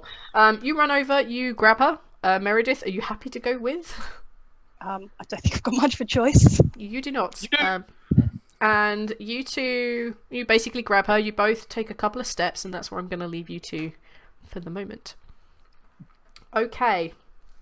Roger, what are you doing, man? That's why I'm the beautiful one. Non-scarred.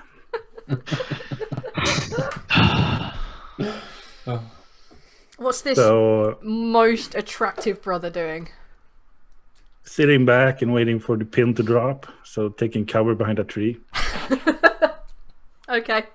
There are still two guys. No, there's one. And he's on the very top of the pyramid. Oh, there's one left. Yep, there is one dude, the big one on top of the pyramid. There was two. You shot one. There was two with Reggie. Yep. One And ran around. One ran round. The other one Reggie killed. Okay.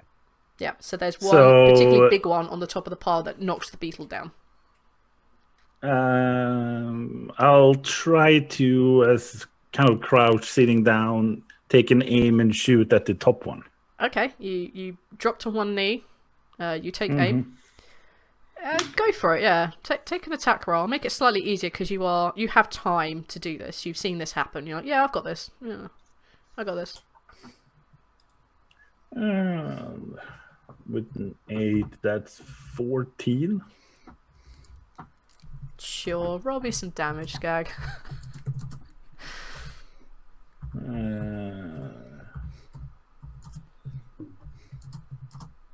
That's 13.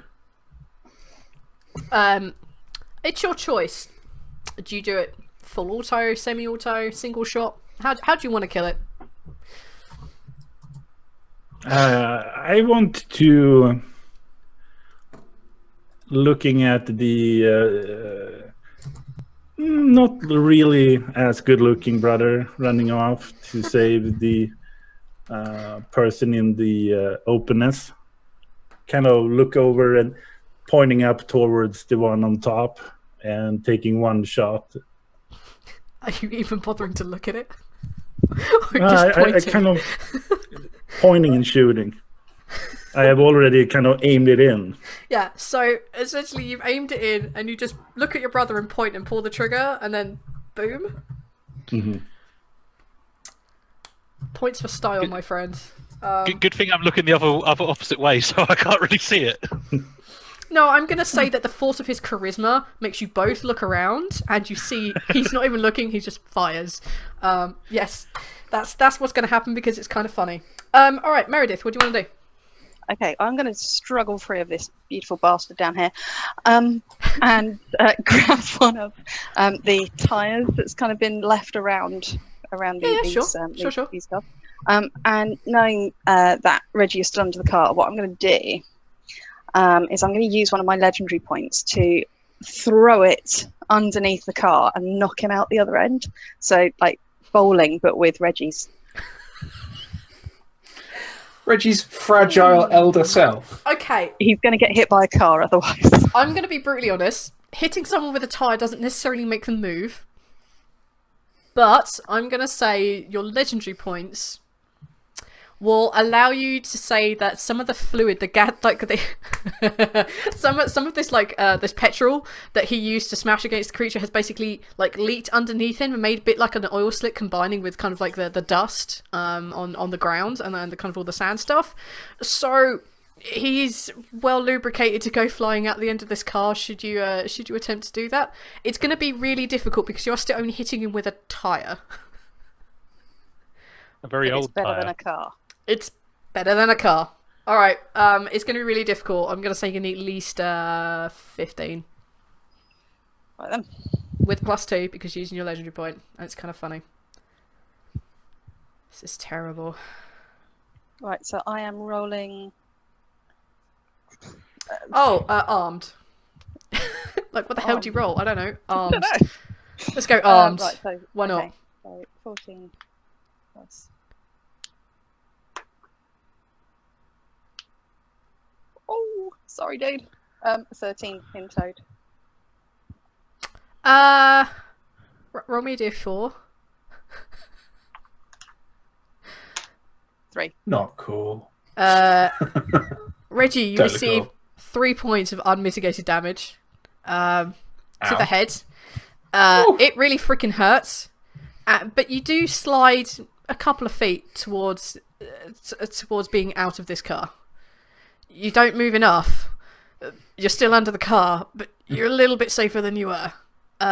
Meredith, what are you doing now? What are you and the brother doing right now?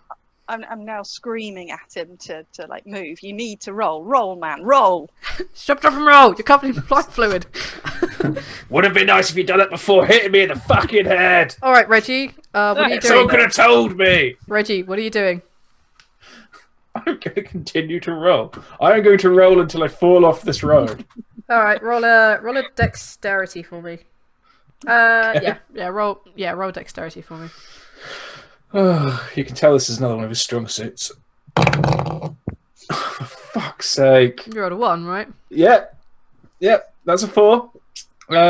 Another dexterity check with a royal 1. I really do love your 4s. All right, you roll. No, I hate them. They're fucking assholes. You roll. You roll a bit.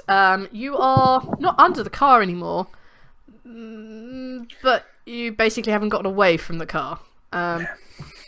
All right, this beetle comes bumping down the pyramid, and when it hits the bottom, it bounces and smashes into the stack of cars, and cars go flying everywhere. Pieces of debris begin to go flying everywhere, and they sort of like roll everywhere that's going on. I would like all 4 of you to roll reflex saves for me. Roger, yours is slightly easier because you're the one furthest away. All right. Let's go with Reggie. What'd you get, man? 13. Okay. Something other than a 4. Yeah. It's because of the reflex. I get to add my endurance, which is amazing. You take 6 points of damage. So with the saves, do you add your endurance as well as it says endurance save? It's already in the box. Okay. I've already calculated it because it's pre-gen, so it's a lot easier to do that. All right. So what did you get then, Peter? I got 12. You got a 12. You also take 6 points of damage. Meredith, 13. Unmitigated. you also take 6 points. Yeah, all unmitigated. Sorry, guys. This is being hit by a car. No matter how tough your skin is or not, it's gonna fucking hurt. And finally, Roger. A 13. You take 4 points of unmitigated damage. As pieces of car and debris fly everywhere. Like looking from a cinematic point of view, you see Meredith like diving off to one side, like kind of like whee. As you see like a bit of like as you see a bit of like the Beatles like front passenger doors like slam into the side of her leg. You see the not quite so attractive brother getting hit in the face by like a steering wheel or something as that kind of like careens off. And you definitely hear a crunch of a broken nose. You see. You see the rotter just like rolling and rolling and rolling and rolling, and you see this tire rolling after him and eventually hits him and bounces off. And you see Roger standing there like he does give very little fucks. As you see this like wing mirror just like fly across and smack him in the chest. On that glorious note, guys, we are going to take a 10-minute break, and we will be back shortly after that with the chaos that you guys have just ensued. All right. We'll be back soon, guys. Right, and we're back, folks. Okay. she says that and probably should have let the trader finish because I'm trying to swallow this chocolate and it's not going well. Okay. Right, you guys have defeated the shrine puzzle. What do you guys want to do now? That was a puzzle? No, it's not. It was a simple hack and slash, dude. What do you guys want to do now? Stop bleeding. Can I check how many legendary points everyone has? 1. Mm-hmm. Started with 1. Apparently, I'll probably die with 1. I have 1 as well. Okay. Oh, I actually have 2. I got mine back. You did. I gave them all back to you and you haven't used them since. So, all right, 2 1s and a 2. 3 1s and a 2. Just want to check. Yeah. All of you are kind of bleeding. You will have taken some form of damage. You guys can see the busted remains of at least 3 cars. You can see the corpses of about nearly a dozen of these kind of weird, shadowy, dark creatures with giant red eyes. I'll let you take it away. Alright. Well, Reggie laying on the road is going to like strap up his leg because he's just been hitting the fucking leg with a tyre. Alright, roll a medic for me. Medic! Hell yeah. He is the medic, so he can medic himself. Yes, I just critted my medic on me. Fine. So I'm healed by more than everything I've taken, and then I roll a dice. So, you strap up your leg. You strap up your leg really well. You look at the tire and go, "Hey, dude, that's not cool." And then you just basically pull out your doctor's bag, and you make yourself like the easiest little splint. You even do it in such a way that you can like bend your knee. You are now a-okay to a degree. Yeah. You do have a bit of a busted leg, but you're kind of okay. Yeah. I'm going to come running over to the doctor, crying my eyes out, going, "My nose!" He has a broken nose. You can see the blood pouring down it. Oh. In a purely mechanical sense, I just wasted so much healing. You did, yes. I really did. I actually healed 20 points, and I've only taken 9. There's no heal like over heal, so you're good. Yeah, so I feel great. You now have the not hot one running over to you, nose bleeding. What's wrong with you? My nose! Leave it. That's character. No, can you fix it? I've already got a cut as well, but my nose is more important. It's on my face. You take your mic a little bit away from your mouth, dude. Tar. Yeah, I open my doctor's bag and like hand him an aspirin, knowing that it'll make it bleed more profusely, but take the pain away. Sure, roll a medic. Botch. All right. It's expired. Oh no! All right. You swallow this aspirin. It doesn't seem to be doing anything for the pain. And your nose is it's running blood. It's just oozing and oozing down your face. It's dripping down on this amazingly clean shirt that you seem to have. You're a real mess, dude. But he's done a dick all for you. What are you doing? Help me! This is not instant, by the way. It's medication. I'm afraid you're not getting healed, my friend. Yeah, I hand him like a little cloth to wipe the blood. like a tiny little like soiled hanky. Perfect. Like, it's been boil washed, but it's clearly very stained. Mm-hmm. Yep, that's fair. Meredith and Roger, what are you guys up to?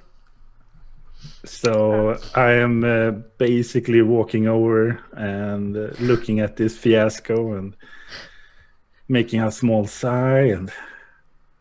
And so there is a little bit of a cut here. I know that maybe you can't do so much for my brother, but maybe you could patch this up. Do you have anything, Doc?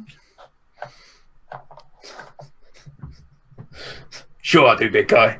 I get like some ibuprofen like cream, and like I sit there for an awkward few moments and rub this cream into his chest.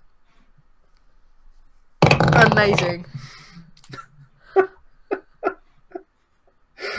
13. Yes. Just say yes, and you can have your hit points back. Yes. Just for the sheer awkwardness, I assume that you're going to out-heal everything he's taken, because I think you've only taken a couple of points of damage, right? 4. Yes. Well, receive like a glorious 21 like heal. He's basically performing like quick-ass surgery, like, yeah. You don't even notice the stitches going in, but bump, and in they go. Yeah. I think my base heal, like, if I succeed, my base heal is 10. Yep. And then I roll a dice. Mm-hmm. So, like, Because as long as I don't fuck up, you're better. I imagine, I kind of like, I'm going to see this game and throw it out to you. It's like, you know how like you play some of those computer games where like the level 1 you have access to all of your amazing badass powers? Yeah, you are so not having this when we start the campaign. So enjoy them while it lasts. Oh yeah. Awesome sauce. Okay, yeah, you're now more than healed back to full. You have you have some cream rubbed in there. You haven't noticed how those stitches got in, but they're in there and it's well secure. Meredith, what are you up to?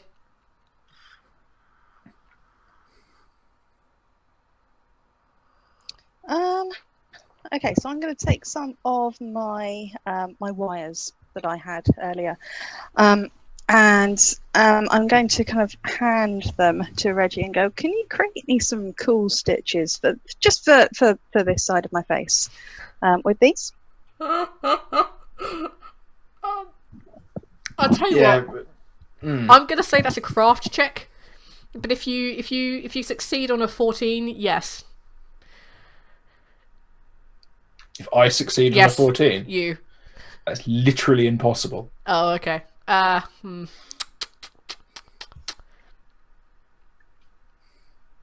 So I fail. Okay. So you fail, yeah. But, I mean, it's a difficult check. But the sterile bandage that I was going to use on her face anyway. That would be fine. Yeah, you can go for that. You basically look at them as like, I don't have a needle big enough to make this work. Another 13. Yep, go for it. Enjoy 22 points of health. Yay! But he does find like the darkest of all of his stitches, like the practically black stitching stuff. So you kind of have like the little poking bits out. It looks badass, but you do still have like covering over the top. So you look badass. Let's go with that. Okay, you guys are, I assume, all healed up, other than the one who is still bleeding profusely from his nose. There is actually a slight question, which is odd, being that we actually wrote the system together. Sure. Healing touch. Even though I failed, it does just say when giving aid adds 2 points of healing. Oh, come on, dude. No. Yeah. Oh yeah, I'm cool with that. I was just maybe thinking, you guys are OP enough. I'm not allowing that to slide. Obviously, maybe Peter wants to be 2 points less dead. But, okay. Well, Peter shouldn't have gotten hit in the face by a bit of car, should he? Oh yeah, I totally agree.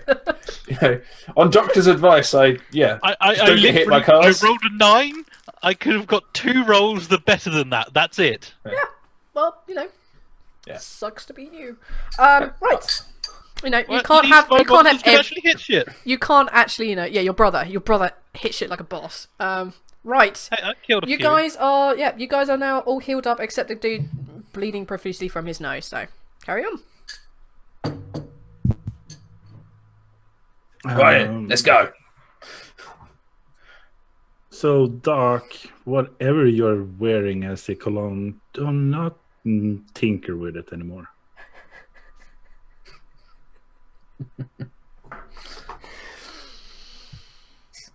Lovely and rude. Are you guys like splitting now? Are you guys leaving? Are you guys looting the cars? Are you trying to loot the corpses? Or are you just being decent human beings and a rotter and just leaving? No, I think that we should search around and see if there is something we could probably gain. Yeah. Definitely. Nicking stuff is always best. If it's not nailed down. Yeah, exactly. Or too heavy. Even if it is nailed down. To be fair, there is a lot of things with wheels here. Yep. Yeah. It doesn't need to be. If it's nailed down, we load it on something with wheels and push it to the next place. That's true. That is I wonder true. if any of the cars actually work. Well, not All really the now when you're work. throwing grenades at them. Yes. Yeah. Yeah, go with a no on that one. Okay. everyone roll perception check, and then tell me what specifically you'd like to look for. So we'll start with the person who rolled the loudest. Dude, what are you looking for? I rolled a total of 11, and I am looking for something I can use as a club. There's a fine. Oh, I don't know. How big of a club? Yeah, like the length of a forearm or something. I'm literally like looking for like one of the like suspension pistons or something. Yeah, I was about to say you can use one of like the piston housings. That you could use it as a club for sure. Yeah, sure. Yeah. I'm gonna say that it's I'm gonna go with everyday because I can't be bothered. Oh no, you have the thing. So rusted. You have a rusted everyday piston armed weapon. Okay. Next we'll go to Meredith. Rolled 13 in total. Yep. I would like something I can use as a sort of a launcher, sort of grenade shape sort of launcher. You're looking for one of those like dog like ball thrower things in the boot of one of the cars. Could be like exhaust pipe type thing. Yeah. I'll tell you what. Take a craft check. You find the components to do this. How long are you guys willing to wait for her, and how long are you spending? What have I got? Got +5, +6 on craft. I'm guessing we're waiting for her to make something. Apparently a so. little something. Mm-hmm. She's making a little something. If we do wait too long, we're probably not going to get there before dark. Okay. How does that sound with a broken nose, though? If it's dark, no one will see you. True. If we wait here too long, it might get. We might not get there before dark. Oh my god. So how are you doing, Meredith? What do you get? Are you making it? Are you taking the components? Yep. I'm gonna go for it. And I have 12 in total. 12 in total. You get all the components together, but there's a piece of equipment you need that isn't here. But as soon as you get to that equipment, then you will have a grenade launcher. You have probably, all of you have probably been to Waterville before, one way or another, and you're pretty sure that you remember this piece of equipment, like basically a welder. You know that there's one there. At least there was last time you were there. So put components for grenade launcher, and then I will give you the 1-4 array of stats when we come to build it. Okay. This is terrible. Okay, let's go to Peter. I rolled a 4. You don't find anything. It's because I'm looking up into the sky. I don't care what you're looking for. You That's see, how I'm looking. You see a cloud shaped like a unicorn, but that's probably it. I was kind of guessing.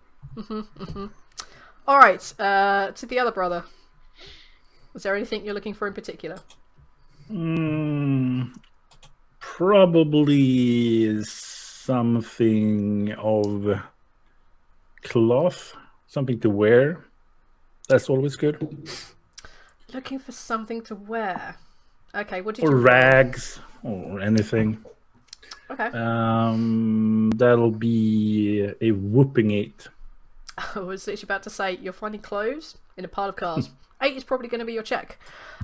Yeah, what exactly are you looking to wear? Assume you can find it. As long as it's not mostly ridiculous. like anything. It could Driving be gloves. I mean, it could be rags for medical stuff. It could be rags for stuffing. Anything. You find like one of those like red and white checks, like picnic, like blankets you throw on the ground.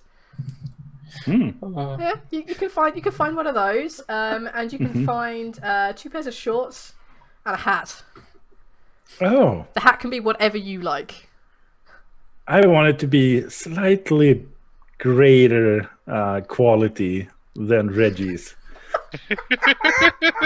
You fucking bastard. It's slightly better quality. It's Burberry and it's clean. So he will put it on and go out. I'd normally say that would probably diminish your physical attraction, but you're you. I can't take it away, so fine. Alright, cool. Excellent. You guys have mostly found what you're looking for, apart from Peter, who can see a cloud shaped like a unicorn. Hey, I was looking for a cloud-shaped unicorn. Okay, well, it doesn't have the horn then. That's it. That's the problem. You were looking for a cloud-shaped unicorn, and so you saw a cloud that looked like a unicorn. Yep. Like, damn it! Damn, too many I'm high looking res for out the other there. way round. Too much high res. Alright, you guys have found some things. I will give the picnic cloth to Peter and kind of look at his nose and you might be needing that. Thank you, brother. Go on, Peter. Wear it as a flouncy cape. Can I do a craft quick? What do you want to do? Poncho. I want to cut a hole in the middle and wear it like a poncho. Poncho. Gunslinger's poncho. I'll tell you what. What's your base craft? 2 seconds. 4. A 4. Okay. This is akin to finding a really big box in a pile of small boxes. It's fucking easy. As long as you don't botch, yes, you can do it. That's very good because I rolled a 1. So I got 5 in total. Yeah. I do have a combat knife though. Yeah, I'm gonna say yes. It's a ridiculously easy thing to do, as long as you didn't. But basically, the bot should have been you hurting yourself. But you managed to avoid that, so yeah, let's go with that. You make yourself a poncho out of this thing, and You're slowly building your McCree cosplay. Apparently so. I just see you standing in the bushes going, "It's high noon somewhere." oh my god, No, it's high noon. It's high shit. I can't remember the noon. line. It's I can't high remember the line. noon. It's Yeah, that's 100 it. years since that game came out in this world. He doesn't remember how it went. Oh wow. This is folklore. I'm not even sure this game. Anyway, that's neither here nor The there. gunslinger that comes to villages now and then. All right. So what do you guys? You guys have looted. Are you moving on? Are you gonna make camp? Are you gonna go back to Pete's place? I mean, the world is your oyster to a degree. I want to go into a little ball and cry because my nose. You managed. You managed that perfect. I'm not even gonna make you roll. You managed that. You cry for a while whilst people are busy finding things to be useful, and then by the time you finish crying, you now have this poncho. So I give my brother the picnic cloth as a here, have something to do and stop cry, please. Bitch, please. Okay. Let's go then. Sure. Onward. Onward, merry soldiers. All right. Onward, merry soldiers. Right, you At guys. this point, does Roger start singing like "Onward, Christian Soldiers," like marching us to war? Oh, when the saint. Oh god, we go for that one. Yeah, that one. You can sing whatever you like. I don't. We wandered through the countryside singing a mishmash of like unrelated songs, all at the same time, over each other. Oh well, you guys are so. It's like having a player party of people with Pip Boys with different radio stations. Yeah. Nothing wrong with that. You guys continue heading down towards Waterville. Can I have one of you make a perception check? I don't care who. I'll have a go.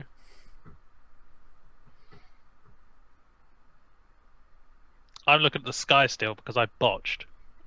Good job. Good job. The guy with the bloody nose that's looking up like that. You do that to like try and make out the view better, or you just put your hands in your eyes? Yep. Like you do the thing to shield your eyes from the sun and you just hold it in front of your eyes. Okay, Yep. you're gonna notice Dickel, but things have noticed you. Awesome. Woo! It's all clear, Nice. guys. Let's go. At least you have the family beauty. That's At least you look pretty. yeah, Even with this broken nose, I still look pretty. yeah, you do. Yeah, you basically inspire You're the rugged that- one now. Yeah. Yeah. There I'm you the rugged go, one. with the hot one and the rugged one. Beautiful. All right, you guys make your way towards Waterville. You dodge a few more cars that may or may not have creatures in, but on the whole, your trip to Waterville is fairly uneventful from that point. As you arrive at Waterville, the sun is going down. You can all hear the sounds of cheering and applause coming off to one side. And as you kind of get a better view at Waterville, what you guys see is you see a fence which has been constructed out of essentially junk, bits and pieces. You can see that the walls are about 8 or 9 feet high, piled up with this junk. It's a pretty large place. As you arrive, you can see that off to one side that there is a particularly large building which is roundish in structure, and which is where all of this cheering and applause comes from. As you arrive at the gates, there are 2 people standing there, both holding assault rifles. They are not clean, they are not good looking, they look pretty rusted to hell and may not work. You can see further in that there is another large building off to one side, and then you can see an array of smaller huts and houses and clear areas. But it is pretty much dark by the time you arrive because of the delay that you have had. What? This is what you guys see. There you go. Let's go into town then. Are we going to be stealthy about this? It's a town. Why are we To the pub! Why do we need to be stealthy? Fair enough. To the pub. Well, don't we need to deliver a box for Florence? Florina? Everyone goes to the pub. Fion the Yeah, Reinmere? I thought it was Florence. Phenomenon. But Finola. Starts with an F. Start If we off ask with now people if a Fiona. woman, we know if Finola. it's a woman or a guy. Or... No judgment. Right, as you It was a guys, woman. It was a as- woman. it was a woman. But no. As you guys approach, the one of the guards that looks like he has the less busted weapon. It's got short cropped, kind of like a gingerish kind of hair, and you know he's not wearing the greatest of stuff, but he looks like he's making an effort of wearing some sort of armor. It's essentially just a padded jacket and some knee pads, but let's not get into that. And he steps forward and he raises his hand and says, "Oi, stop! What you doing here so late?" Going into He's town. awfully sassy for someone in a puffer jacket. It's my armor. If you say so. Ah, Okay. I'm going to look at him and go. And point at Roger. He's giving you the eye, you know. okay. You need to make him a. You need to make a charisma manipulate on that one, my dear. That's just like wow. Okay. Unleash the twins. There you go. The battle scarred one of them, good-looking one. The Winchester brothers. No, we're called Scullenworth. That's the last name. No, not anymore. So we want a charisma roll. Yeah. Do you know what? If you are pointing at the twins, plural, no. Because we have ragged. Pointing at the twins. We have ragged covered, ragged with a, sorry, the rugged guy with a poncho. We have the hot one. But he's Good-looking rocking it. poncho. The I hot put it on, it makes it good looking. He's rocking it. Yeah, you're right. He looks at the twins, and you guys become aware. You get that familiar feeling when someone's looking at one of you, let alone 2 of you, that this guy is basically putty in your hands. We just look at him and do a smolder. You give him a smouldering look. Yeah. Oh, I didn't realise that you had such distinguished members. It's 3 cal. It's 3 tack for entry. Really? It's- Last time I was here, it was free. But it's never been free. It's always been free, or it's been 5 if you're going in to watch the fight. I'm just saying, it's been free last time I was here. 3 is fine, and he puts his hand out to accept 3 tack. No, as in free. Free. I need to see if he has the intellect for this. Reggie just puts his head in his hands and is like, he can't spell. You never know! He can't spell. He did rather well. He had some schooling. He probably picked up my first ABCs for kid or something. It's like, Well, and he sort of like looks at the other guy who is just drooling, staring at you two. And he says, "Look, I'll tell you what, for this once, don't tell the boss. Just go in." And he steps back, and he lets you through. And the other guard, you can see, is just like, he's not hiding. He's just like slack-jawed, like, two gods have walked amongst us, sort of look. As I walk in, just give them a little kind of blow of a kiss. Just might as well keep them. In the top left-hand corner, they will remember this. Has popped up. So. All right, you guys are now within Waterville proper. You can tell that the building off to the left, those of you who have been here, actually I think you've all been here before, the left is essentially the fighting pit, and off to the right, the bigger building is the inn. And there's a bunch of other smaller buildings around which you know to be essentially small huts for the people who actually live here and train here. And there are large clear areas where essentially anyone who comes here trains, learns in their various martial arts, etc, etc. What do you guys want to do? To the pub. We didn't ask the guards if they know Fiona. I've forgotten her name already. Everyone goes to the pub. Not everyone. The pub There are two buildings here. Pub the pit. Yeah. And where do you go after you've had a good fight? The pub. I'll give you that. Let's go. So you're going to the pub. Okay. The pub is called the Dodger. The Dodger is a very big barn conversion. It's huge. Essentially would be like a milking dairy kind of like kind of a thing.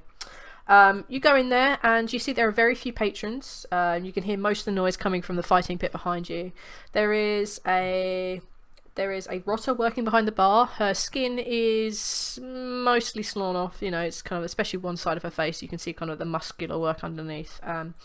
You can see that one of her eyes is sort of clouded over. It's clearly blind in one eye, and she has like a couple of tufts of like what you seem to be ginger hair falling down from there, pretty much down to her waist. And she's behind the bar. She appears to be cleaning a couple of mugs. You can also see that there are 3 other people here.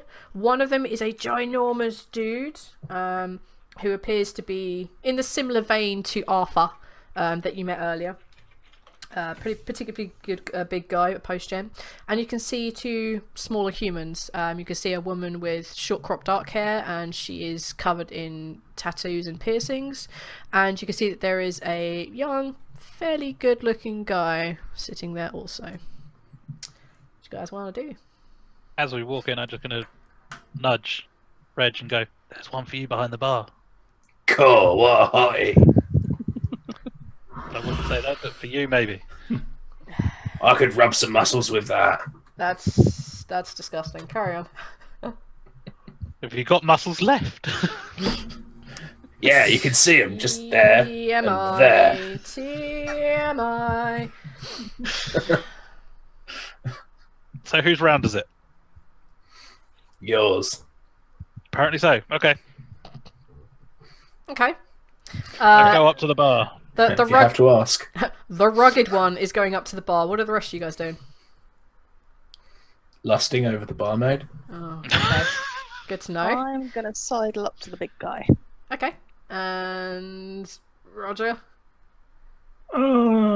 Try to find somewhere where everyone can sit while they're getting whatever they're doing. Absolutely. There are apart from the one table that's been taken up by the 3 other people I mentioned, the bar is pretty empty. It's pretty much just you. Okay. So I know that I will get something to drink eventually, so I'll just take one of the tables. Okay, cool. Yeah, you grab a table, you secure a table for your crew. I go to pains to make sure I stand between the barmaid and Roger at all times. Standing in the way where she's looking. Yeah. Okay. He ain't poaching my bird. But you let me go up to the bar and buy drinks. Yeah, you're not the hot one. He's the rugged one. I'm still the rugged one. You know, if we were playing a campaign, you 2 would have a synergy by now, and it would be the rugged one and the hot one, and it would just be perfect. I know exactly what it would be as well. Okay, so all right, let's start with the bar because that's 2 of you involved in that. All right, you You rock your way up to the bar. The woman is, you know, she's applying some sort of fluid to the inside of these glasses and giving them a good clean. And she puts them down, looks up, realizes that she has. Oh my god! Realizes that they have guests. And she says, "All right, lad. What can I do for you?" I will have 4 pints of your finest. 4 pints of the finest. Now, you're talking finest knock you on your ass stuff, or you're talking finest that'll make sure you see tomorrow? That second one. Alright, you want to see tomorrow. Alright, no I problem. do want to see tomorrow, yes. Yep. That's not a problem. You see her, like, you know, basically grabbing, you know, tapping the keg. Fresh Charlotte, she pours one out, chucks it away, pours one out, chucks it away, and then you see 4 glasses getting filled up, and she puts them out in the bar. She says, "Well, that'll be 2 tack." Okay. I'm surprised you lot aren't at the fighting pit. That's what most people come in for. We're more here looking for someone. Alright, you're looking for him. Maybe I can help. And you see her grab a rag and start like cleaning the bar. Fiona? Oh, Fiona. Yeah, It starts with an F. yeah, Fiona, Finola. People call her Ranger things. She answers to you and mate as well, so it doesn't really matter. At this time of night, she'd probably be... Oh, she'd be over at the fighting pit. She's probably a bit busy right now if you're trying to talk to her, but you find her for sure tomorrow up the hill. You know, training Tomorrow and up such the like. hill. Oh, yeah, if you go up there, you'd find a little break in the tree. She's in a little clearing up there usually. I wouldn't recommend going to speaking up to her when she's like that, but you can give it a go. Okay. Thank you for the information. Yeah, you're most welcome, lad. Here is 3 tack. On For- top of the 2 that I already... Oh, well. Well, to be fair, information isn't cheap, but it's certainly not 3 tack, but thank you. And you see her pocket the 3 tack and put the other 2 tack into the till, which is basically a box. Yeah. Alright, cool. What are you doing? Okay, I would like Reggie to roll a... I don't know what the hell. I'm gonna make you roll a stealth check because you're not hiding. You're trying to hide someone else. I think this is the closest thing I can make you do. Mm-hmm.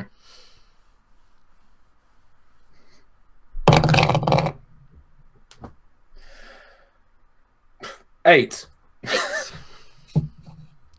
As you are like darting side to side, as you see this woman like chatting up Peter there, you see her eyes just slip past your body at times and like meet the eyes of Roger, and you become aware that she just like she winks at the brothers. You failed in your mission to hide the combined mighty duo of the Winchester brothers. No one can withstand our looks. They really can't. Bugger. Yeah. She looks over occasion. You guys notice during the night she looks over occasion, just like smiles at either one of them. Alright, let's go over to Meredith. You're sidling up to the big guy. Yep. Okay. So I'm going to sit down at his table. Okay, so the 3 people that I described before, they're all sitting together. But there is spare chairs. There's spare chairs around the table. So I'm going to kind of pull a chair up and sit sort of slightly behind him. Okay. So kind of ignoring the 2 humans, and try and catch his attention. So big guy, do you have any shiny things for a lady? Shiny things. I've got a. He reaches into his pockets and he pulls out like a couple of knuckle dusters. And he puts them on, but I say knuckle dusters. They're knuckle dusters for him. Like his finger is probably about the width of like half the width of your wrist. And he puts them on. It's like, oh, I've got knuckle dusters, but I don't really think they're going to help you. So you don't like collecting things like a friend of yours that I met? He looks like the two people. He's like,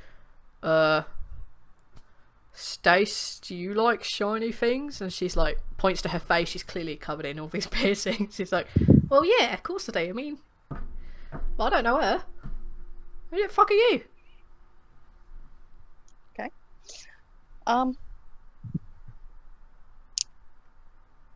Okay. Bit So I'm racist, just assuming gonna they've all met. I refer you to earlier.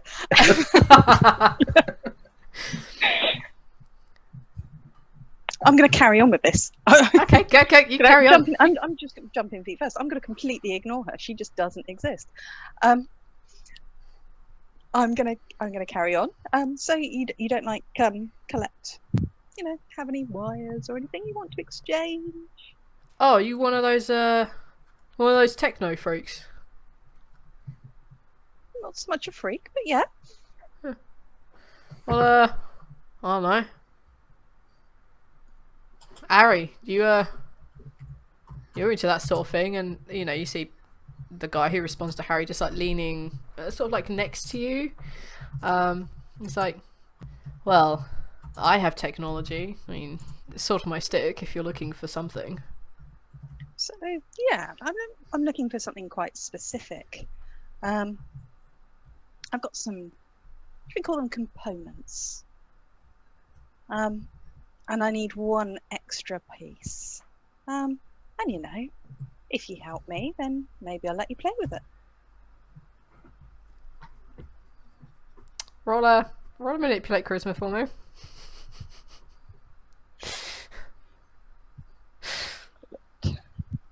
+1 and a thing. Oh shit. 4. Join the club! Hooray! Well, I can certainly find you some components, but it's gonna cost you. Okay. Cost you a fair bit. Cost me what? Well, depends what you're after. I mean, if you're after a washer, it's gonna cost you, maybe a couple of, well, virtually nothing really. But if you're looking for something a bit more complicated, then I guess we'll have to talk. So I'm gonna open up my bag and show him the components for the grenade launcher. Right. And he's like, "Oh, you I like the look of that. Yeah, I think I've got something that will make that pop. Set you back like 15 calibre though. Could I exchange something else? A grenade. You want to exchange a grenade for what looks like a grenade launcher? Not just a grenade launcher. All right, I'll take a grenade. I'll take a grenade off you. I'll get you a component you need. Okay. Nice So to know. I take the grenade and I put it back in. Go, find me that component. It's yours. He puts his hand out to you. I'm just going to look at it. It's traditional when one makes a deal to shake on it. Shows a measure of a person. I see, and you don't mind the blood on my hands. Clearly, having been hit by a car and stuff. He kind of looks at his own hands. You can see they're covered in like cuts and bruises and stuff, and just shakes his head and puts his hand out again. Fair enough. Let me shake his hand. Cool. Excellent. You have made a deal. During the course of the evening, he will bring you your final component, and you will take one grenade off, and it will give you a +2 to your attack on explosives. Wicked. Awesome. That's I assume you now go back to your group, or are you gonna? Yeah, and I'm gonna go and join the beautiful guys. Gonna go join the beautiful guys. And the rotter.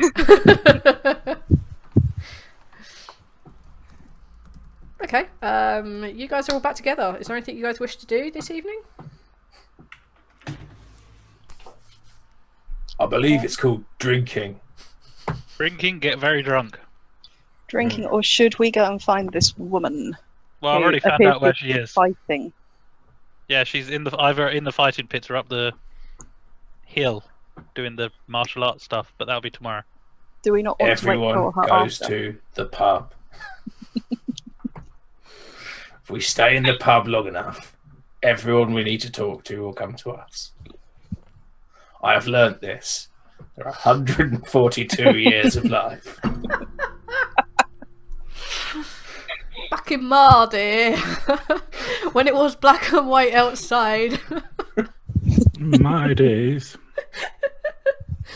Black He and is white like outside. 140 years old. Back in my day when there was colour and things were alive. Yep, back in those Not just days. things, but nice things. People. You know, like little tweety birds and stuff. Alright, Right. are you guys just getting hammered? Or are you going to go and find this woman? Are you... What are you going to do?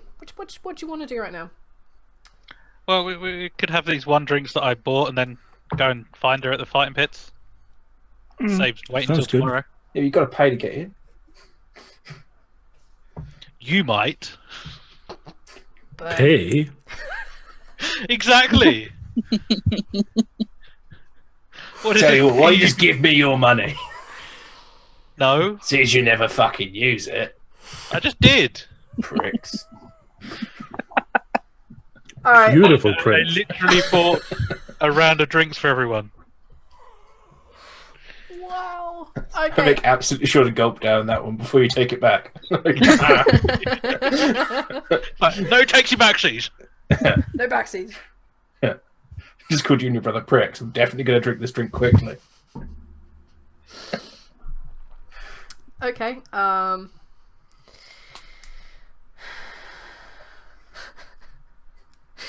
Okay, so are you guys gonna rock on over to the fighting pit? Is this what I'm hearing? Yeah. Alright, you guys Yeah, rock let's on do over this. to the fighting pit. As you approach this, two of you make perception rolls for me. I don't care who. I am not doing it. Go on, odd it. 13. Cool, anyone else? I can roll a 9 and a 3. I get 12. Okay. The pair of you hear the sound of applause. You hear the sound of a creature dying, possibly. You hear the sounds like thuds. You hear the sounds of many, many cheers and like oohs and ahs. But you two also detect a faint quacking noise. Quack. Walk. No, just a very faint quacking in the distance. I'm going to leave up to your imagination as to whether it echoes or not. Sure, I'll let you two decide. You guys come into the entrance to the fighting pits. It's this kind of like essentially just a room with a woman in there, and she's standing by the entrance to the fighting pits itself, up to the auditorium. And on the right hand side there is another door which is currently closed. And she's standing there. She looks fairly young, fairly pretty. She has bleached white hair, and she looks presentable. Okay, so I'm going to nudge Peter. Why me? No. I'm not the Yeah, only one you. that's got this. Because you're rugged, you know, and get you to show her the box. Gonna walk over and just nod and Hello. just smolder and go, alright. Hello. Sorry. Is there anything What's your name? I'm Emily. It's nice to meet you. Are you entering the fighting pits today, or are you Not entering fighting to in the fight. pits? Oh, Not okay. entering to fight. I think. I've already been in one and too many, as you can see.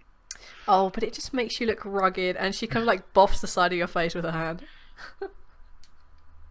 Does she catch his nose? Please. No, she misses the nose. She misses the nose. Good, because if she It's did, like I'd probably burst flattened out and crying. bruised. Thanks for follow, sheepy sheep. So is there? If you're not here to fight, then you must be here to watch, right? Yes, of course. Who Um, wouldn't watch these fighting? Exactly. So that'll be two tack entrance for all of you. I mean, it should be two, unless you can make a different offer. Well,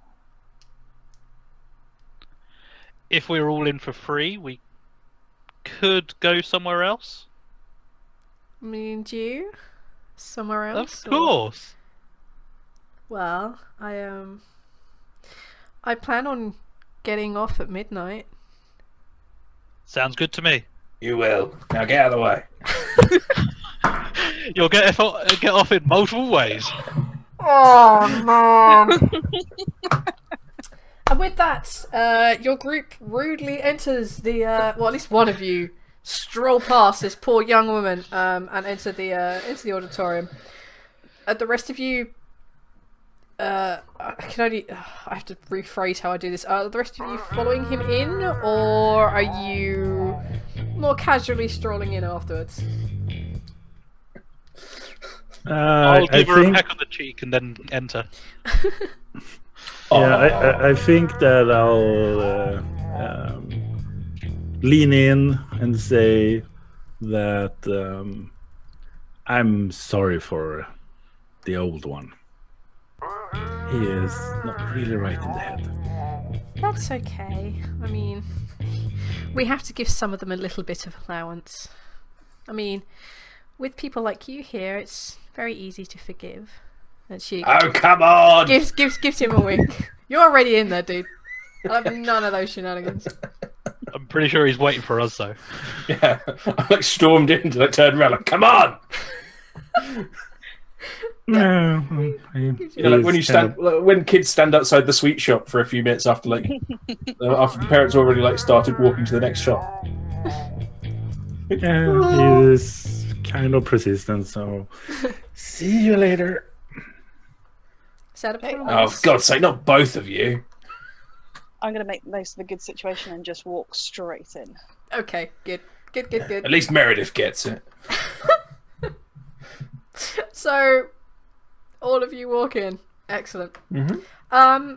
This area is pretty large. I mean, you walk out and you can see that a pit has actually been dug. Sort of in fairly deep into the ground. It looks like an 8-foot deep pit. You can see all these different benches on slightly different levels, raising up. It's all crudely constructed. This is in no way perfect or beautiful. It's just what it is.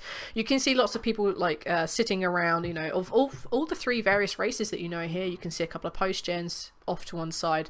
They're sitting on seats that are definitely well constructed and can take their weight. You can see ghouls dotted in here and there, but it's predominantly human.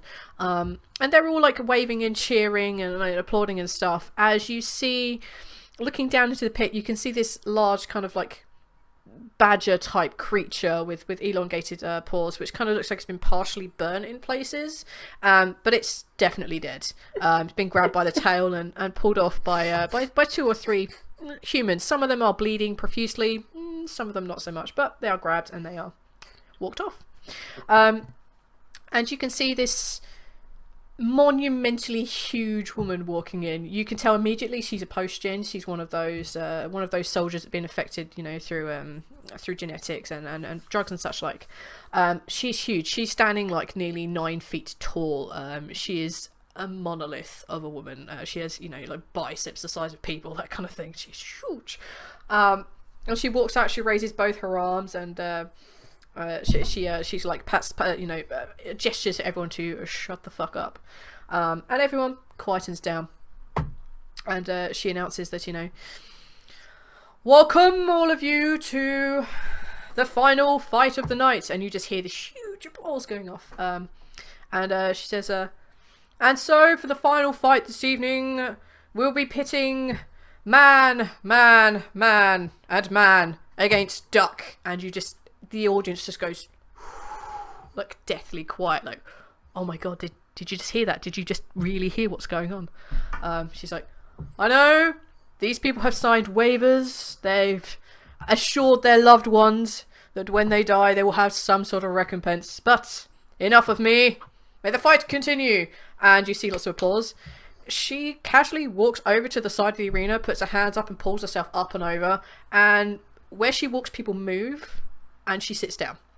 Are you guys going to go over and talk to her, or are you going to watch the fight? Or do you want to do both? Watch I'm the going fight. to saunter over, and whoever has the box, I'm going to grab them and saunter over with them. Who had the box in the end? I don't know. Meredith, no? I assume Meredith. Yeah, I assume. it might have been because I made the ballet thing. Oh yeah, you made the ballerina. Yeah, you made the music box, didn't you? Yeah, so That you did. Okay, one post-apocalyptic music box it is. Roger, are you going with your brother and Meredith? Yeah. Oh, Christ. You don't have to always be with me. We are not attached to the hip. No, that would be creepy. Yes, and I'm pretty sure we wouldn't have sexy trait. Whatever. Yeah, you're that's saying. going to be someone's kink. I'm not going to rule it out as a future possibility. Okay, I'm ruling it out as a future possibility. Please don't do that to me. Also, it might just take 2 blokes to satisfy Finola. Okay, that's Tim. I did. That's going too far. Well, one for the evening and one for breakfast. Come on. We take it one step further, then you just shoot past the line. Yep, you know In the a invisible spaceship. line we were talking about? Yeah, that was it. Okay, Ah. the 3 of you make your way up to Finola, to this ridiculously huge woman. And she notices your approach because you're making a beeline for her and you are easy on the eyes. And she looks over at you as you begin to hear the crowd like applaud and cheer, and some of them standing and sort of things, and you can hear an ominous quack coming from down the pit. And she looks down at you from her ginormous ass height, and so what can I do for you? You seem to want to speak. What's going on? Yeah, well, we spoke to Arthur up near Pete's place, and he gave us something to give to you. You can see her eyes just roll into the back of her head. She's like, what is it? Lay it on me.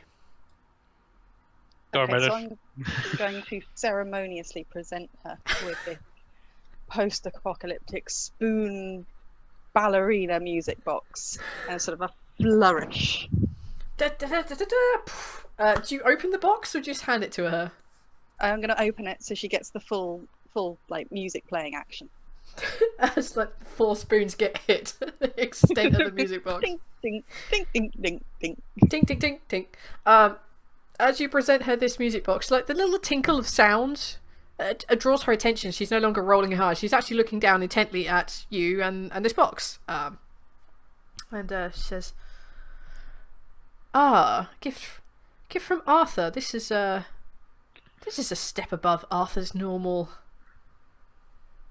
pedigree of stuff. I'm expecting razor blades and electronic buzzing devices. I borrowed those, and then. Really? Really? That's... You're home free. We just made it better for him, because we know he loves you. He said he loves me. He commissioned you to do this? Yes, he paid us a spork. Okay. And The multiple greatest spoons. of cutlery. I'm gonna need you to make a bit of a intellectual manipulate here, because that's not technically true. Close enough. No, she's not human, is she? No. No, she is okay. not. So.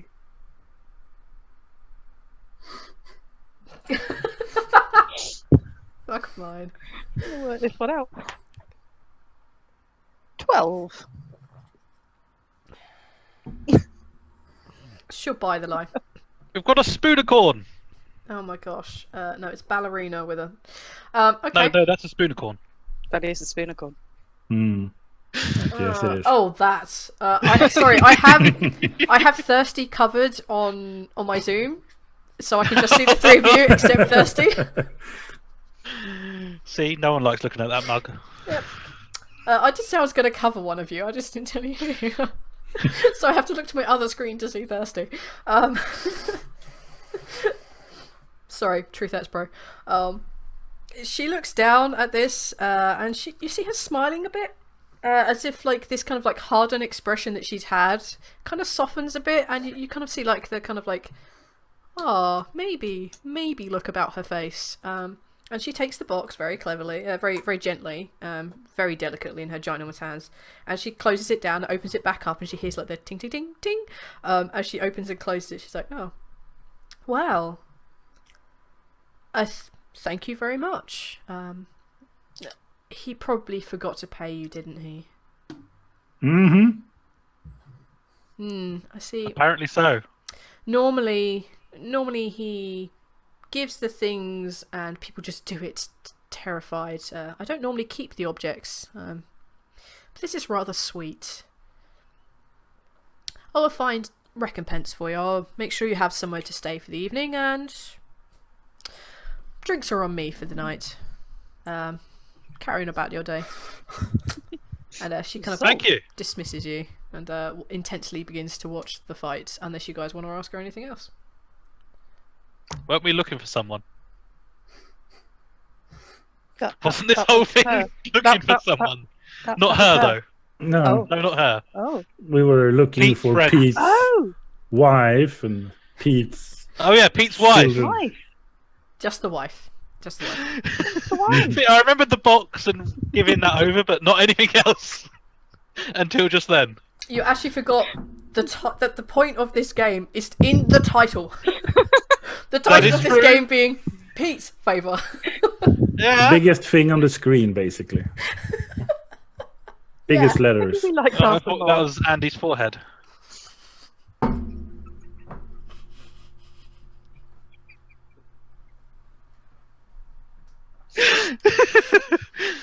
Thank you for that, as I was trying to swallow my coffee. You dick. I thought it was the perfect time. That was... Well played, sir. Well played. Sorry, I'll try and be quiet. Yeah, shut the fuck up, Tara. Okay. Yeah, is there anything you guys wanted to ask? Hey, Lash. Off the top of my head, no. No, wait, Pete's wife. Pete's wife. Oh my god. Pete's wife. I got it again. I don't know. Can we just say? Do you know? Go for Pete's it, Meredith. Yeah, you can say whatever you want, man. I won't stop you. wife? So you know Arthur, who we met at Pete's cafe. Pete is asking us to look for his wife. I don't suppose you could help us. Oh, you... Remind me, is it Sona? Lana? Gonna? No, that's probably not right. All I can say is yes. Wife. I have wife. That's all I have. We never actually got her name. We never actually asked Pete her name. Okay, you guys have known Pete and the family for a while. You know that his wife's name is Donna, and I'm pretty sure I called her Donna. I would say no. Wife? You didn't. No. I don't remember you said that. I'm pretty sure. No. Yeah, I'm gonna watch back on the Pretty sure VODs. you just said. I'm gonna watch Yeah. back on the VOD at one point. Alright, You- it's gonna you go on can watch YouTube. it, I'm gonna like, But no. right, whatever. Either that or you guys are terrible at note taking. But then I am too, so I'm not. Her name is Donna. You know her name to be Donna. Okay. Yes, Donna. Oh. Do you know her? Yes, she passed through here a few days ago. Actually, last time I saw her. With someone or by herself? She was by herself, yeah. And then she took off on her own, pushing the wagon she has. In which direction? She made her way towards a place called the Dump. Oh, that sounds A lovely place. beautiful. Sounds a good place to find tech. Where is the dump? Oh yeah, fuck it, you guys. Yeah, say you don't know. The Dump is between here and Portmore. It's about half a day to get to the Dump.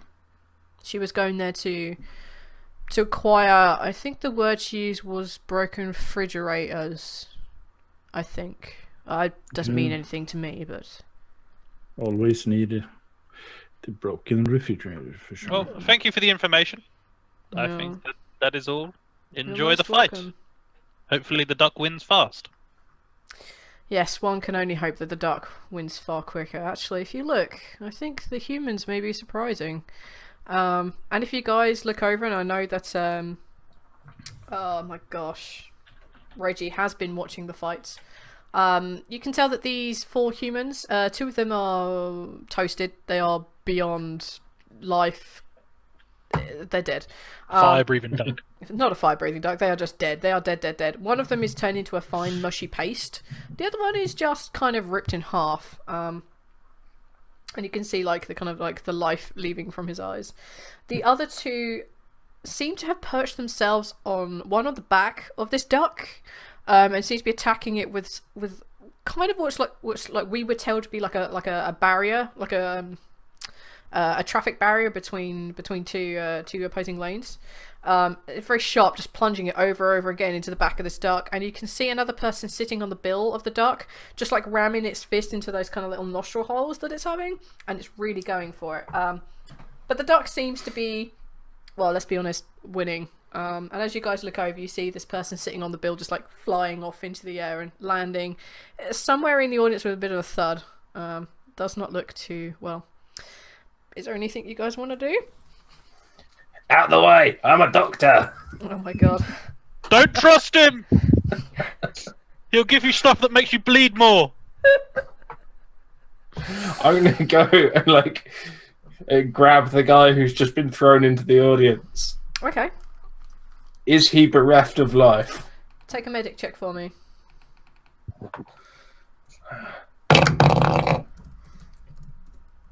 16.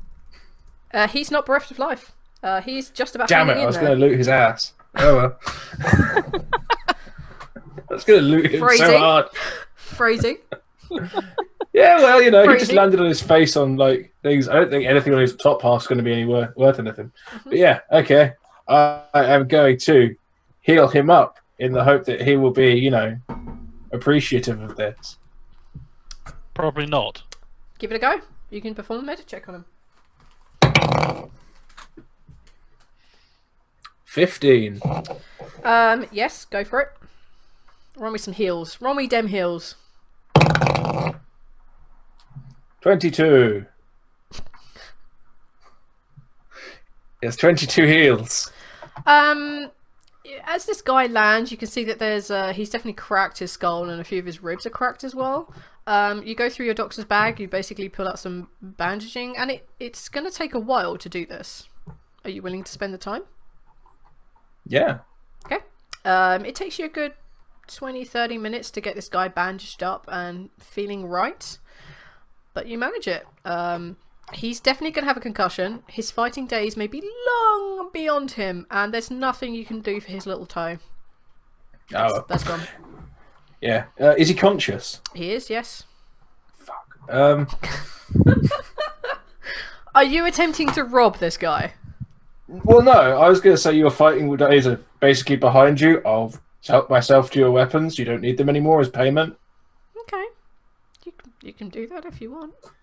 Well, now I've patched the guy. Well, I'm just going to pull full on American now. Yeah. Now I've patched him up. I'm going to ask for payment. Okay. He looks up at you and he goes, "I do not have payment." Fine. I don't give him painkillers. I poke my head over him and say, Like "Yes, he'll we're be fine. connected." It'll just hurt loads.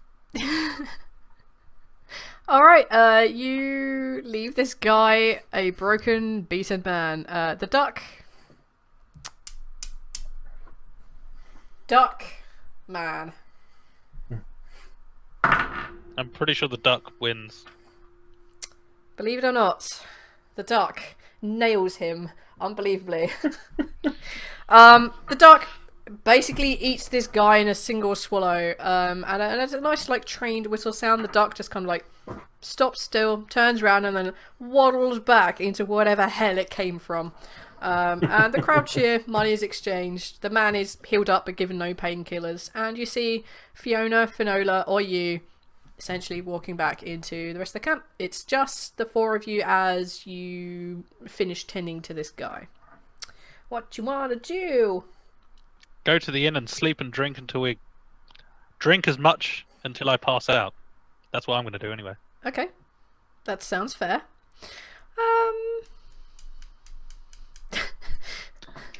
And meet that woman. Yeah. Oh, you wanna meet the woman? Yeah. Okay. At Is- midnight. Is anyone else meeting the woman? Nah, he is on his own on that one. Thank you so much for saying that. All right, I don't want to do this because I can understand a bit. It's I would normally make you do this kind of crap, but this is a one shot, so I'm not going to. Roll a charisma for me. Straight charisma.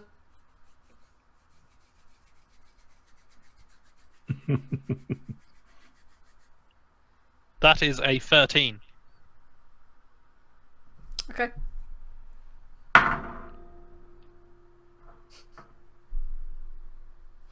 Okay, you guys have a whale of a time, and you don't stumble back into the inn, the bar, into the Dodger until at least 5 or 6 in the morning. You're on tall dinner.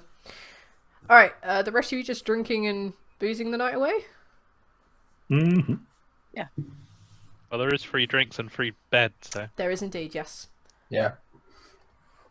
Reggie spends the entire night drinking, trying to get the courage to go and talk to the barmaid, and then passes out before it happens. That's a fair comment. That's a fair comment. We'll go with that. Okay. You guys wake up.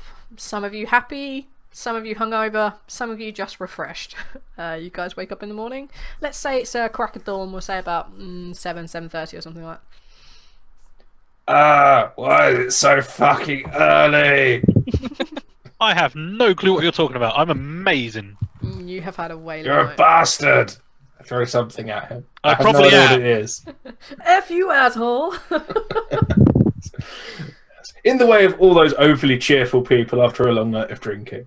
Yeah. Yeah. All right. It's normally me. So. Yeah. What? Yeah, I'm equally grumpy in the morning, so I'm going to throw a shoe at Peter and aim for his nose. I Ooh. want you so much to make an armed attack roll right now. Um, Come on, there must be some penalty. She's just woken up and just grabbed it. 6. Yeah, that just goes wide. It just goes wide. That's You're it's, blinded by his gleaming smile. it's just you're disarmed by the happiness and cheeriness in his face. As you go to throw, you kind of lose the heart halfway through, and it just bounces on the floor and lands near his feet. You kind of need them to walk without hurting your feet. There's nothing that could be said about needing good boots in this world. You need good boots in this world. Okay. Kind of understandable. I'm going to go and pick them up then. Okay. And grumble. This fucking asshole getting laid with a dick. Yeah. Cool. You guys, you basically get up. There is some breakfast provided for you. It's not as nice as Pete's. The meat is substandard. It doesn't taste great. A little too salty. Other than that, you guys are set for the day. Hooray! Another free meal. Successfully scaffed. Well, technically, we transported something from some place to here, and that's how we paid. Yeah, did I Goods and carry it? services. No. Did you craft it? No. I came up with the idea. No, you nicked the hat, which, by the way, is Yeah, you nicked the hat. I came up with the Please don't idea for the music box. Loads. you did absolutely nothing. I came up with the idea for the music box. That's questionable, but Yeah. And I At netted best. off the spoons. again, I'd say that's questionable. Yep. All right. Are you guys? Everything you've been gonna- doing is questionable. Oh my god. Are you guys going Especially to? healing that dude. Are you guys going to be Yeah. doing Come in. anything this morning here, or are you guys going to head straight out to the dump? Yeah, but Roger is gonna say there is no place like dump, so So what? Yeah. we should So- probably go there. Ah, okay. Yeah. We Some all of these good? are a little slow to catch on, I'm afraid. Oh yeah. By the way, because I slept, do I get any hit points back? Did you yeah. sleep though? Did Roll- you? Yeah, he did. He From midnight till 5 o'clock in the morning. I'm pretty sure some sleeping what he happened can then. be what he can be it can be described as sleeping. Some people describe that as sleeping, so we're going to go with yes. It's Some people therapeutic describe that as passed exercise. out. So if you need to regen any hit points, let's say D6 plus your endurance. I don't remember the exact recoup rules, but that's what we're going Is with in one shot. the nose bleeding up again, or Nope, Depends it's scabbed over. It's all good. Did you manage to heal back up? I'm not full, but On occasions, you know that if I'm 1 hit point from away from being full. yeah. So on occasions, you know that if you like lean over and like lean on your brother a little way and make him turn his head a bit too fast, that you can make his nose bleed again. I mean, Why the hell would you tell them that? Because they're a bunch of dicks. Yeah. Let's do it. All right, cool beans. You guys head your way out towards the dump. All right. Can I have one of you make a perception roll for me, please?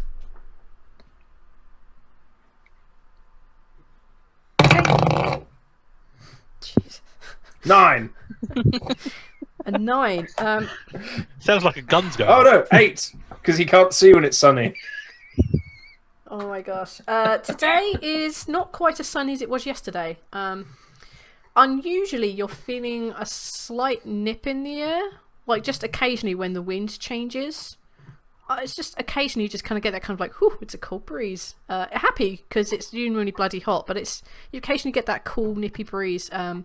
For those of you who have lived out in the open for quite a while, Reggie being one, you know that this is probably a good chance of bringing a precursor to rain.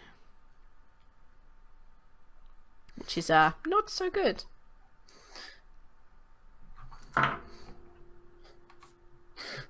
Apart from to Reggie, who doesn't really care. Apart from to Reggie, who gives 0 fucks, yeah. and he Oh, kind of no. looks around. Oh no, good call. I don't know why it keeps disappearing.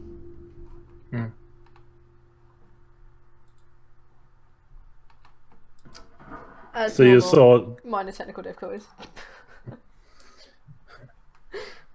To be fair, looking at the time, is this a good place to call it? We absolutely can if you guys want to.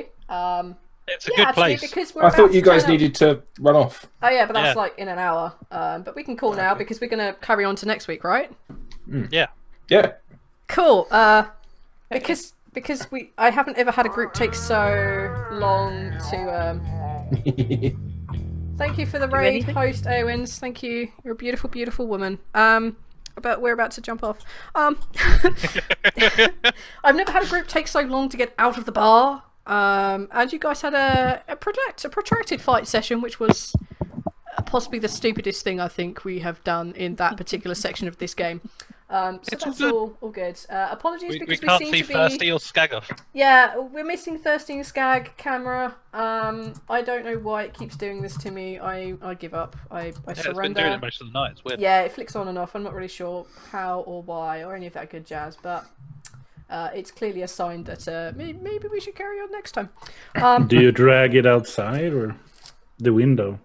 No, I literally clicked nothing and it's just disappeared. So The funny thing is, where she's streaming from, she has no windows. yeah, I definitely have no windows. She could not see daylight. Well, I could never see daylight. I'm never even awake in the daylight. So it doesn't really matter. Either way, okay. So we're gonna do a quick run round and say goodnight and goodbye to everyone. Let's start off with people that we can't see, and we'll start off with Skag. Oh, Did you enjoy today? Are you coming back next week in for the campaign? And where can we see you next? no, I think that being the beautiful one, I mean, I made a great impact to it all. So without me, there wouldn't be so much of a game. I mean, let's just We might have had to pay for things. Yeah. So I mean, it's gonna be interesting to see if there will be another game if I'm not there. So. Skag, right, so when we come back to the next game, everyone has all their legendary points refreshed. For that sheer amount of charisma, have a third one for when you start next week, because my god, man. My god. Yeah, I know. People keep on telling me that. Time and time again. Alright, where can we find you online next? Yeah, you think it's like in an hour. I think it's in like 14 minutes. Is it? Oh shit! Oh no, because I was thinking midnight your time. Oh, I'm such it's an idiot. midnight my time. I'm sorry. Which is 11 o'clock our time. Oh my god. This is the problem with working in multiple time zones, people. I'm so screwed. No, what you do is you should have multiple clocks up. That's a really good idea. That's what we have at work. That's actually a really good idea. I can put them opposite where I'm looking at right now. Okay, and someone needs to be about... clicking. No. I need a bunch of... Anyway, Skag, do your thing so that we can wrap up and then get ready for the next game. So, in like 13 minutes, I'll be on my own kind of channel doing the yawning portal. Portal of yawning. Mm. I'm going to be there too, so go check it out. We'll be jumping across over there in a few minutes, so... Cool. Let's go with one of the people that we can see. Spanners. Same question. Yes, yeah, absolutely. I need to come back. I need to get my shoes.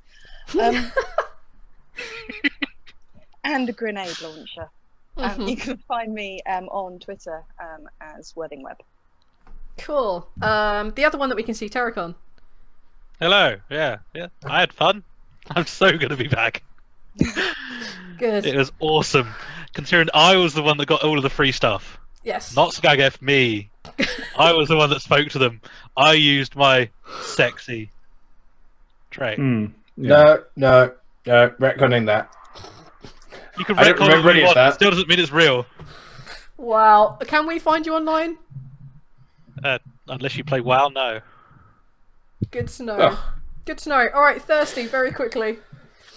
Hey, I'm Thirsty. This was great. You can find me on Thursdays on Bear's Blades. You can find me on Twitter at thirsty_BTP. You can find me on bloodthirstypuppets.co.uk. You can find me on Fridays on Friday Night Spiced. And you can find me sometimes on Sundays with Skag when that happens.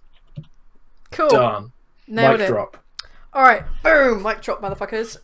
Yeah. You can find me on Twitter at blood_BTP. It's probably the easiest place to find out where I'm doing things. The next game for sure is in roughly 10-ish minutes on Skag's channel, where we're doing the Portal of Yawning Annihilation or some other such jazz.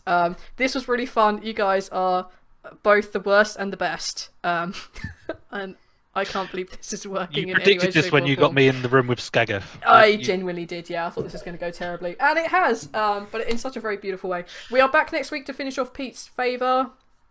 And after that, we should be starting a campaign. So, Fuck yeah!